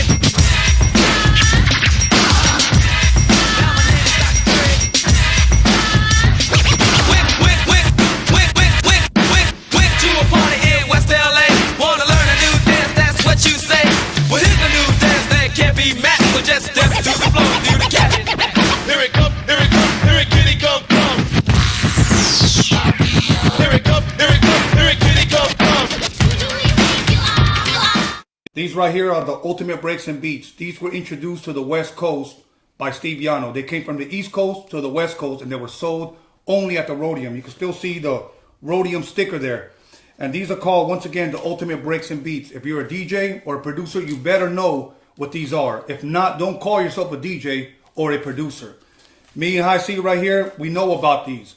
Back in the day, I would have doubles of everything.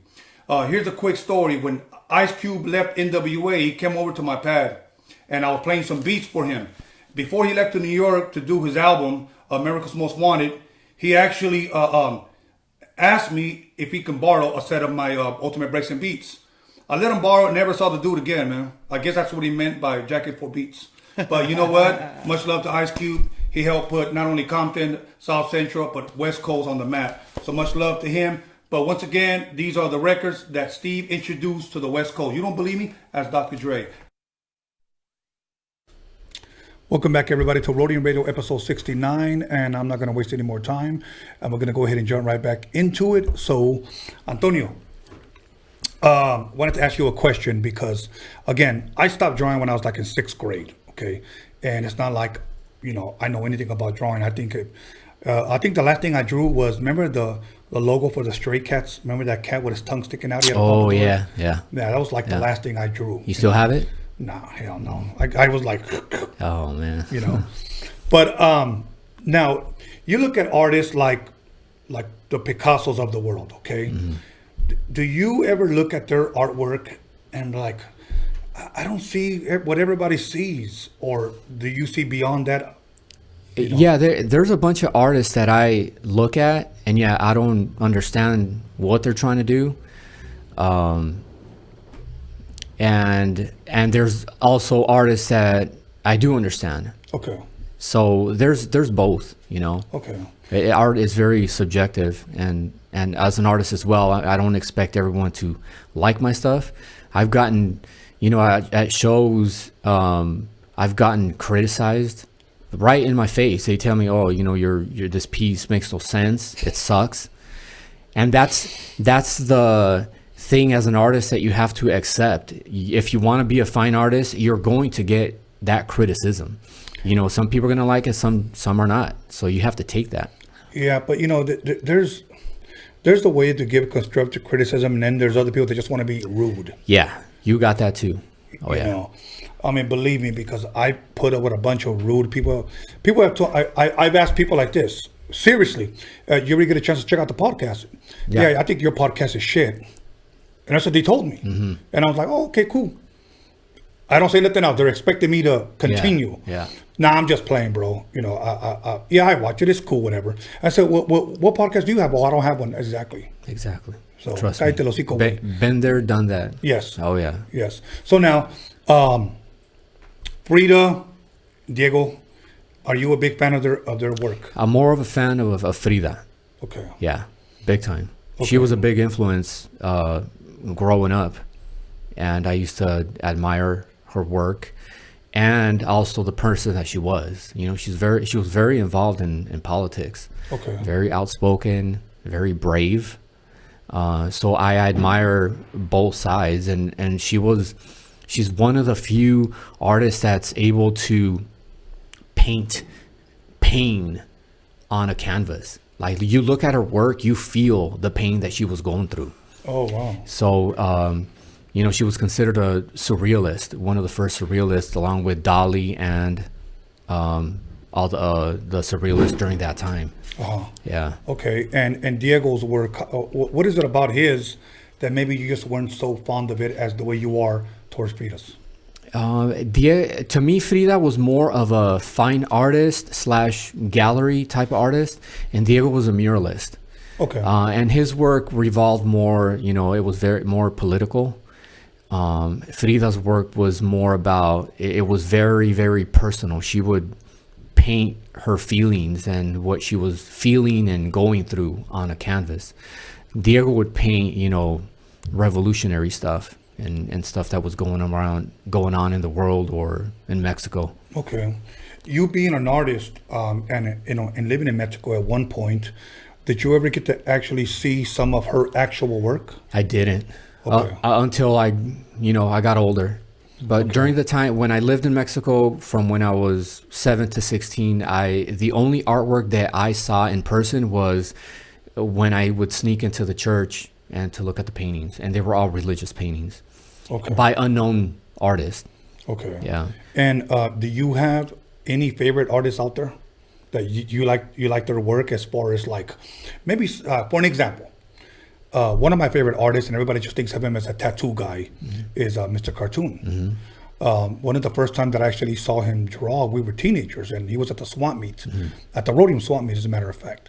And he drew a woman with a pen, like a chola style. And he was with a pen. And in my mind, I'm thinking to myself, no, don't draw with a pen. You need to erase. And he never erased. Yeah. And that's one thing I noticed. This guy never erased. Like, it was just a natural. Flawless. Yes. So, one of my favorite artists. Do you have anybody like that may not even be that known? Oh, man. Other than your son? Yeah, he is my favorite. Okay. I would have to say Frida Kahlo. Really? Yeah. Okay. Yeah. Okay, awesome. Now, your son has a painting, or should I say a mural, of Kobe Bryant. Yep. And it was just featured on ESPN today. Yeah, just literally about an hour ago. Wow. And how did that come about? Because I know he kind of shared with us that he talked to the owner of the liquor store. And where's this place located? In case anybody wants to look it up or go there. It's on Victory and Cahuenga. Okay. Yeah, it's on a liquor store in the corner. You can't miss it. Awesome. Yeah. Awesome. Yep. Now, of course, we're huge Laker fans, Kobe Bryant fans. So I'm definitely going to try to check it out, even take a picture right there, especially since I know your son did this. At what point did you know, because I seen your son's artwork just in this break and saw the Mona Lisa painting that he did. Amazing. Okay. And at what point did you know he was gifted as well? I'm the one that gave him a piece of paper and a Sharpie when he was 2 years old. And he drew this smiley face that I have tattooed here on my forearm. At 2 years old, he drew a smiley face. Yeah. So then he drew a lot. I never thought, you know what, he's going to become good, because obviously you can't predict the future. But when he was 11, he did a drawing at my place, and then I framed it, and then he entered it in a competition in Riverside. And we go to the opening, and he wins first place among like 500 kids. First place? First place when he was 11. So amazing. Yeah. So that was probably the start of, okay, you know what? He's got some talent. And on top of that, he's got musical talent too. He raps and he produces his own music. Oh shit. And he started doing that when he was little too. So ever since he was little, me and his mom, we split. I tried very hard to get him to come and live with me. I'm like, I have some type of connections over here. We can probably get you out there because you do music and you do art. But that never happened. So, but he continued drawing. And then when he turned, I would say 13, 14, his skill level started to get up there. By the time he was 16, he was pretty much drawing like me, Really? the realism, the realism style. And then he moved out to Vegas, and he taught himself how to paint. And then now, when we say paint, because again, I'm gonna ask this like if I'm a moron. I think paint. I don't even think watercolors even exist today. When we say paint, like what do you use to like? Is it what type of paint is it? What is it a canvas painting? Is it on a wall? Can you kind of give us an example for those that may not be artists? I think it's all of it, but he started doing mainly oil paint on canvas. Okay. And then he's done oil painting on wood, and he's also done acrylic water-based paintings, and murals on walls. So he's done it all. Wow. Yeah. Wow. Is he better than you? As far as painting, yeah. I don't paint at all. Well, I seen his Mona Lisa. That was incredible. Yeah, that was incredible. I'm still looking for somebody to do a Chola Mona Lisa type of painting. You know what I'm saying? Hopefully, I inspire him. So, anyways, so now 2005, you entered or you did your first show. Mm-hmm. Okay, I think you had about 8 drawings. About correct? About 8 to 10 pieces. Okay, Yeah. what was the reaction from that? I got a lot of really good feedback off of it, and I got a lot of commissions from it. So I was doing that, and then I worked with Retina for about a year doing different shows. So I did a bunch of different shows, and then he set up a show at a gallery called Mendenhouse Sobieski in Pasadena. When we did a Day of the Dead event, art show. And part of that show, it was Esteban, Mr. Cartoon, Retina, Meli Troches, Daniel Gonzalez, myself, and a couple other people. And then eventually that gallery picked me up. And then I worked with that gallery for the next couple years. And during that time, the owner's the one that kind of took me under his wing, and he mentored me. And that's pretty much the reason why I'm working on the series that I'm working now, which is documenting my family's migration from Mexico. Because back then I was drawing icons, I also did Bruce Lee, Tupac, Michael Jordan, Frida Kahlo, and that's what I was doing. That type of art will not take you far because it's really, you're not really telling the story. You're just drawing celebrities. And he's the one that mentored me, and then he, gave me advice on what to do, and that's what I've been doing since then. Awesome. How soon after that, 2005, did you say to yourself, you know what, I'm going to start doing my own shows? Because now you have 4 shows going on, okay? And if I'm correct, let me go ahead and bring this up. I usually don't make notes, but you have a lot. El Velorio, La Bulla, Tatuaje, LA Story. Which one started first? El Velorio. Okay. For those that may not know, here in LA, this is a art show. It's I describe it as a multicultural event. Okay. Because it involves a concert part and an art show. Those are like the 2 main elements. But I throw in a fashion show, live art, car show. We have vending, drinks, foods, movie screenings. It's a whole festival all in one night. Okay. What inspired you to do that? Like, why? I mean, you could easily just draw. Your son could draw. You could be working at Disney, but yet you do other things. Like, why is that? So that came about because I pretty much grew somewhat of a following by exhibiting my work. Okay. So I would get asked by friends or acquaintances or parents that had kids that drew advice. Hey, give me advice on how to get my artwork out there. And then I would give them advice, and then eventually people started telling me you should start curating your own art shows. And I thought about it, and then finally, you know what, there was an opportunity that came up, and then I did it. And I curated a show at a bar, and I had like 3 friends. I showcased their artwork. Everyone had a good time. I think some of them sold their work. So then I started doing that, and I did that for about a year. I would do an art show at a bar or at a small gallery once a month. I got tired of doing that, so then I decided, you know what, I'm just going to do a big show once a year. And then that's when I decided to do El Velorio, a Day of the Dead event, because I grew up on Day of the Dead, so I was familiar with the tradition. And then I was talking to a friend of mine that had a bar lounge by the Staples Center. And I talked to him, and he was like, you know what, we got to do something. And then one day we met, and I told him, hey, dude, why don't we do an event this year? And we do a Day of the Dead, because it was like, 8 months from that date that we met. And he said, let's do it. So then I started gathering artists. I think I gathered about 20 artists to do a piece. And then I booked a DJ. A couple of my friends helped me with the sound system. And then between all of us, we promoted it. We had about 400 people show up. Wow. So it was I would say, it was a hit. We didn't make any money, but everyone had a good time. And then after that, everyone started asking me, dude, are you going to bring it back next year? And I said, yes. But this time I took it to an official art gallery, and we booked bands, poets, MCs, and we had about 50 artists in the art show. We had face painting, a photo booth, food, drinks. We started bringing sponsors, and then from that point on, it just started growing. So it went from 400 people all the way to now we probably have about 5,000 people. Wow. Yeah. Wow. I wish we would have.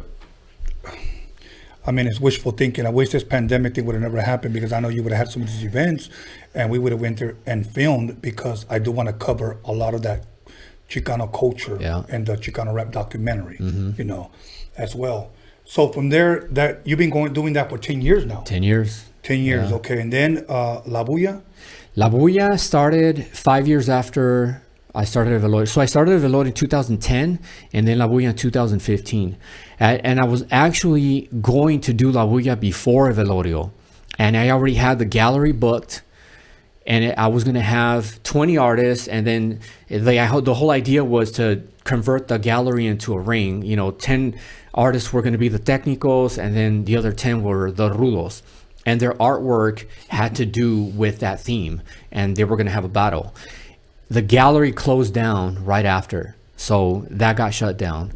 So I just put it on hold. 5 years later, I teamed up with a coworker of mine that's very knowledgeable. He's a white guy, but this guy knows more than Lucha Libre than all of us put together.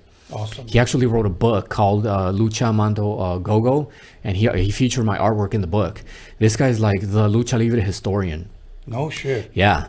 So then I talked to him about the idea about doing the event. I invited him, hey, dude, I need you to come down to El Velorio so you can check out the vibe and check out everything, and we can create a Lucha Libre themed art show / event. He came down, he loved it. He's like, all right, dude, let's start planning it. So we did. But we teamed up with another friend of mine that was a business guy, and he helped structure the whole business side of it. And that's when, in 2015, that's when I launched La Bulla. Wow. Yeah. Now, why the Lucha Libre theme?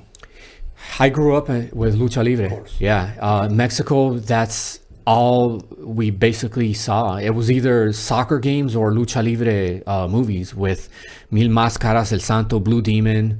That's all we did. And my dad, that's the only sport that he watched. And he actually nicknamed me after a luchador. My nickname is Bulla. Really? Yeah, so apparently when I was a baby, I resembled a Japanese wrestler called Shibuya. I was chunky, and I used to cause all kinds of trouble. So he named me Bulla, and that's why I named the event La Bulla. Awesome. The noise. Did you watch Nacho Libre? I did. Did you like it? Yeah. I love that movie. Actually, I had Richard Montoya host one of the La Bullas, one of the early ones. I think it was the second one. And I told him, because he's friends with, what's his name? Jack Black? Jack Black. I told him invite him, and we almost got him to come to La Bulla, but not yet. Wow. I like that little fat kid Chanchito. Yeah, that was dope, man. I really, because they really made it look como si era una película de México. Yeah. You know what I'm saying? That was really, really dope. And Esqueleto, you know, he was dope too, but I like that movie. So now, La Bulla, I think because the day that I went, and I didn't even know that this was your festival, if you will. Big Citric. Yeah. Okay, much love and much respect to Big Citric. He was there. I think he might have been dressed up that day. He was the host. Okay, he was the host. Him and Tanya Estrada were the hosts. Okay. Yeah. He invited me. Oh, yeah. So I went, and that motherfucker was packed. But I was like, shit, I didn't know where to walk because it was packed. Yeah. But I remember, and then my boy, I got to give him a shout out. Youngster comes here every once in a while. I think he did enter his art. Julian Gonzalez. Yeah. Okay, Julian Gonzalez. Now he does tattoos, whatnot. He's the one that told me, "Come here, look at my luchador." That's what I did. So when I saw everything there, I just thought it was so fucking dope. Yeah. But in my mind, I'm thinking, okay, maybe this year the theme is just wrestlers. But I didn't know that every year it's like that. Yeah. So every year, what we do is we choose a legend luchador, and then we have a friend of mine cut out wooden masks that are the replica of their actual mask, and then that wooden mask gets handed out to all the artists, and they do their thing on the mask. We didn't do that the first year. We did it the following and up until now. So every year we choose a legend. So we've had Blue Demon, Mil Máscaras, Tinieblas Jr., and then this year was supposed to be Solar and Solar Jr. We had them booked and everything, and all the masks are out there. All the artists have it. About 120 masks are out there. Wow. And it was supposed to go down last month in May. So you give them the mask, and what do they do? They're supposed to remix the original mask, or just come up with their own mask? They can do whatever they want. Okay. Yeah, they can draw on it. They can do airbrush, oil paint. Even some of the artists even do sculpture on it. So they're free to do whatever they want. Okay. As long as the image is not going to offend someone, they're free to do whatever they want. Okay. I'm gonna enter my brother. Yeah. If you let me, I don't know if I gotta pay or whatnot, but my younger brother, great fucking artist. He really, really is. Yeah, let's do it. So yeah, definitely, because he loves lucha libre también, and he's watching. He's out in Vegas right now, probably getting fucked up. But yeah, nice. But he's really, really good at what he does. If there's anybody I'm gonna brag about, it's gonna be him. He's a great artist. What's his medium? Is what? Medium. Pencil. No, just now lately it's just been sculpting. Oh, sculpting. Yeah. He did this guy. No way. Well, not exactly, but like a sculpture, airbrushes, painting, everything. Yeah, as a matter of fact, there's a piece that I'll bring up where I'll show you that it's inside the house that he's just doing. He does everything, like everything. He's the one that collectible toy store called Heroes and Villains. Oh, no way. Very, very artistic. He can draw as well, but now he's just been into like sculpting. So his son actually does makeup for movies and stuff like that. Oh, okay. So I think he did some stuff with The Mandalorian. Yeah. Yeah, he did some stuff with Oh, that's dope. Yeah, so then now we have Tatuaje. Can you tell everybody what that festival is about? So that festival, I had an idea of, and it was crazy because producing El Velorio once a year was like enough. But then once I added La Bulla, I said, you know what, I want to add a couple other shows. And the themes, I already had them in my head. But for this one, I wanted to team up with a legend tattoo artist. So I hit up Freddie Negretti and I told him about the idea. I'm like, we'll have you curate the art show and I'll take care of the rest. So we did. So we teamed up and then we launched Tatuaje, and the whole event revolves around highlighting tattoo artists. Okay. Because in that industry, there's a lot of really talented tattoo artists that can paint as well, but they don't get that recognition as other fine artists. Right. And it's been that way. The majority of, actually there's really no tattoo artists that are notable in the fine art industry. Once you become a tattoo artist, that's it. You get stuck there. Yeah. Even though some of these guys are amazing. One of them is like Carlos Torres. His work is just amazing. Mr. Cartoon. Yeah. But they didn't really excel. So that was the whole idea behind it. It's like, you know what? These guys are not just talented tattoo artists, but look what they can do. Right. And we would showcase them in the art gallery, and they would all do their thing, whether it was airbrush, oil painting, drawing with pen, whatever it was. And we would gather about 100 artists and then showcase them. And then on the side, we would have bands like Los Lobos. Oh, the last tatuaje that we produced was with Los Lobos. Awesome. So, yeah. Awesome. A lot of fun. Awesome. That's been going on for 3 years. We did 3 years. And in the last one, LA Story, can you elaborate a little bit more about that? So LA Story was, the idea behind it was to pay tribute to the lowrider culture. Awesome. Yeah. So in a way, I already had incorporated that in every show. I would have a lowrider show at every of my shows, whether it was El Velorio or La Bulla. But I decided to just do one just for the lowrider culture because it was so big. So then I would bring different curators like Pep Williams. Actually, I was going to have Esteban Oriol curate one of the shows. And then he would gather all the artists and then the majority of them were photographers to showcase their fine art. And then we would showcase a different car club every show. The first one, we paid tribute to Gypsy Rose. Did you ever meet Jesse? No. Valadez? No. He passed away recently. So we paid tribute to the Gypsy Rose because that car is probably the most famous lowrider on earth. Right. Yeah. Right. So we did that, and then the art show was themed. It revolved around the Gypsy Rose. So every single artist did something about that had to do with the Gypsy Rose. Okay. And do you remember the months of every single one? Because there's 4 of them now. Yeah. El Velorio is first. No. Okay. So I would do La Bulla like in May, and then LA Story would be like in June, and then Tatuaje would be August, and then El Velorio would be like the end of October or early November. Okay. Yeah. Okay. And are you going to still have one due to this pandemic thing by the end of this year? As of right now, everything is canceled. Okay. But I'm hoping that I'm able to do the VIP one in early October. Okay. And that I launched last year, the VIP reception for El Velorio.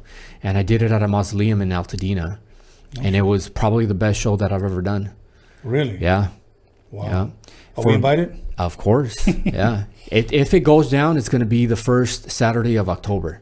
Okay. Yeah, And what is the theme of that again? I'm sorry. It's Day of the Dead. The Day of the Dead. Day of the Dead, and the whole idea of that is just to invite the artists that are participating in the show, and then to invite the VIPs, you know, the celebrities. That's where we had last year. Kid Frost came, and Mello was there. Momo Rodriguez, Esteban. Oh, you know what? Yes, as a matter of fact, Mello did tell me that. I think he took his girl at the time, and I don't know if she entered or had something there, or they were just there. But I remember he told me about a show. He goes, "You want to go?" I go, "At a mausoleum?" And you should have came. Yeah, and I wasn't sure, like, but he was just telling me, "Oh, I gotta go support my girl, blah blah blah. I'll be there. You can come through after or what." He didn't give me the details. Yeah, you know. So I was like, okay, but I should have won. I didn't know that. You should have won. It was a good time. Wow. Well, if it happens this year, me and my team will definitely be there because we want to film that. You know, more than welcome to. That'll be awesome. Yeah. Anything that the fans could be looking forward to? Anybody that because I know you somewhat mentioned a documentary. Mm-hmm. Okay. So you just want to pretty much cover? Is it your life story or your art story, or exactly what is it that people can look forward to within this doc? Well, there's always stuff going on, but the documentary that just was released was through work. Okay. And it's on Disney Plus. It's on a show called Disney Insider. Okay. It's on episode 4. So our department is highlighted, and we just cover the actual artwork that we create there. And we might be the only studio on earth that's still doing hand inking and hand painting on cells. So me and my son were highlighted, and my coworkers. Wow. And your son, you were telling me over the phone that your son actually works there with you now. He's been there 3 years now. Wow. Yeah. Wow. Yeah. So his skill spoke for itself, and Disney hired him. Well, I took him to Disney when he, ever since he was little. So he's already seen what I'm doing there, and then I would have him ink and paint just to practice. So he was already familiar with it. Okay. So at the time when my coworker retired, we needed to hire someone, and there's no one out there that's doing this stuff. And I told my bosses, I'm like, well, it just makes sense to get my son in here. And they had a lot of issues, a lot of hoops that they had to go through because of nepotism. Mm-hmm. So it took 10 meetings with the upper people, and finally they made it happen. So then he started working there. Now, I know you started working in 93, you said, or 96? 93. 93. Mm-hmm. Was Michael Eisner was still there, huh? Michael Eisner was running the company when I started. Yeah. Yeah, because I remember he was the guy that was signing our checks, and we would have meetings with him. Yeah. But it's funny you said you would take your son up there, because when my son was born, when he was barely walking, I used to take him up there. Uh-huh. When I used to just go hang out, there was 2 departments, Hollywood Records, and then there was Hollywood Basic. Mm-hmm. And he used to take his Elmo blanket, throw it on the floor, and he'd just lay there and crash or whatever. And I used to wander around, But yeah, I used to take him all the time. So I know it's the same place where you work at. Well, Hollywood Records is right next door to my department. Really? Yeah, I look out the window, not my window, but his window, and Hollywood Records is right there. Wow. So we're neighbors. Yeah, I know. I know they're not there no more, but I remember Rachel Matthews, Jim Martone, Peter Paterno, Michael Eisner. Then there was a guy that passed away. He was on Hollywood Basic side. That was the other hip hop label that they had. Funkin' Klein, Casualty, Rockberry, and a couple of other guys. But the guy Funkin' Klein is the guy that they hired from New York, and he actually passed away when he was out here. But a lot of great memories, and I can't wait for you to go back to work so we can have lunch over there. Oh, yeah. So most definitely. Now, at this point in time, anything that I didn't ask you that you wanted to bring up or to announce or share? Well, probably what we're currently working on right now. Okay. We have a art show set up at Bruce Lurie Gallery in Culver City, and it's a father-son show. So the show is called The American Dream, and it's my artwork and my son's. I'm covering basically my family's migration from Mexico, and then my son covers local Latino vendors. Awesome. And oil. All his work is done oil on wood, and then my stuff is done pencil on paper with hand-done animation. Awesome. So if you guys want to see that work, just go to Bruce Lurie on Instagram, hit him up. we're not going to have an opening. We were supposed to have the opening in March, but that obviously got canceled. But if you want to go visit and check out the work, you can, hit up the gallery. Awesome. Yeah. At this point, any shout outs you want to give? I want to give a shout out to you for having me here. Thank you, my brother. Yeah, but also to Chemo, because Chemo is the guy that mentioned my show when you interviewed him. Yeah. I remember he was here and we were talking. I've been knowing Chemo, I want to say since early 90s. Early 90s before, I don't want to say before, when him and Ives, Delinquent Habits, had just gotten together. Yeah. And they were trying to find a record deal over here with my manager, Japanese guy named Steve Yano. Oh, okay. So, and it's funny because one of the ladies that I interviewed in this documentary, Violet Brown, she's the one that helped seal the deal with Disney. Yeah. We called her. I met her when I was 19, when Disney came knocking and they wanted to sign us. She, don't worry, I got this. I'm going to take care of you guys. And she hooked us up. Yeah. So that was awesome. He, Chemo performed and Sendog at my LA story show here at MOLA in Long Beach. Oh, okay. Yeah, this was 2016. No, 2017. Yeah. Awesome. Yeah. Well, I'm not going to miss any more of your shows, especially now that I know you. So, other than that, once again, anybody else want to give a shout out to your son? Shout out to Isaac Pelayo. ESPN showcased his Koby mural today. Awesome. Also, shout out to Jose Rizzo. He's actually the one that told me about your show. Really? Yeah. I guess he saw it on YouTube, and he's the one that told me that Chemo had mentioned El Velorio. Yeah. So that's how I got exposed to your show. Awesome. Yeah. Awesome. Okay, you guys, I'm going to go ahead and give a quick shout out to everybody. I'm actually going to make it kind of short because I'm hungry and I want to go inside and eat. So let me go ahead and give a shout out to John motherfucking Elkins for making all this possible. Once again, all his lady goods will be coming out soon. His dating site will be out soon. His anal bleach is already out, so make sure you hit him with that. Make sure you hit him with the stripper glitter. The scented wax. His news are still up on his website, johnmotherfuckingelkins.com. But you know what? You guys already know that. Other than that, my boy DG Daniel Media Clips, and much love and respect to him. My son B Scanlons for helping promote this. And if I forget anybody, please forgive me. Once again, happy Father's Day. And if you guys want to bless us, go to Chicano Rap documentary donation and give us $1 tonight. I need 2,000 people to give us $1 so that we can finish this up and finish getting the rest of our equipment so we can start filming by July. Other than that, you know what? Wednesday. Okay, I'm excited for this one. Wednesday, I'm going to have a real special guest. Growing up, this guy, I'm not going to give too much. Let me just say that at one point in the 80s, he was considered the best DJ in the world. Before social media, hands down the best DJ in the world. He'll be here Wednesday. So make sure you call somebody, text somebody, break a bottle over somebody's fucking head and let them know that Tony A. the Wizard is on Rhodium Radio. And that would be episode 70 on Wednesday nights. So stay blessed. We'll see you guys later.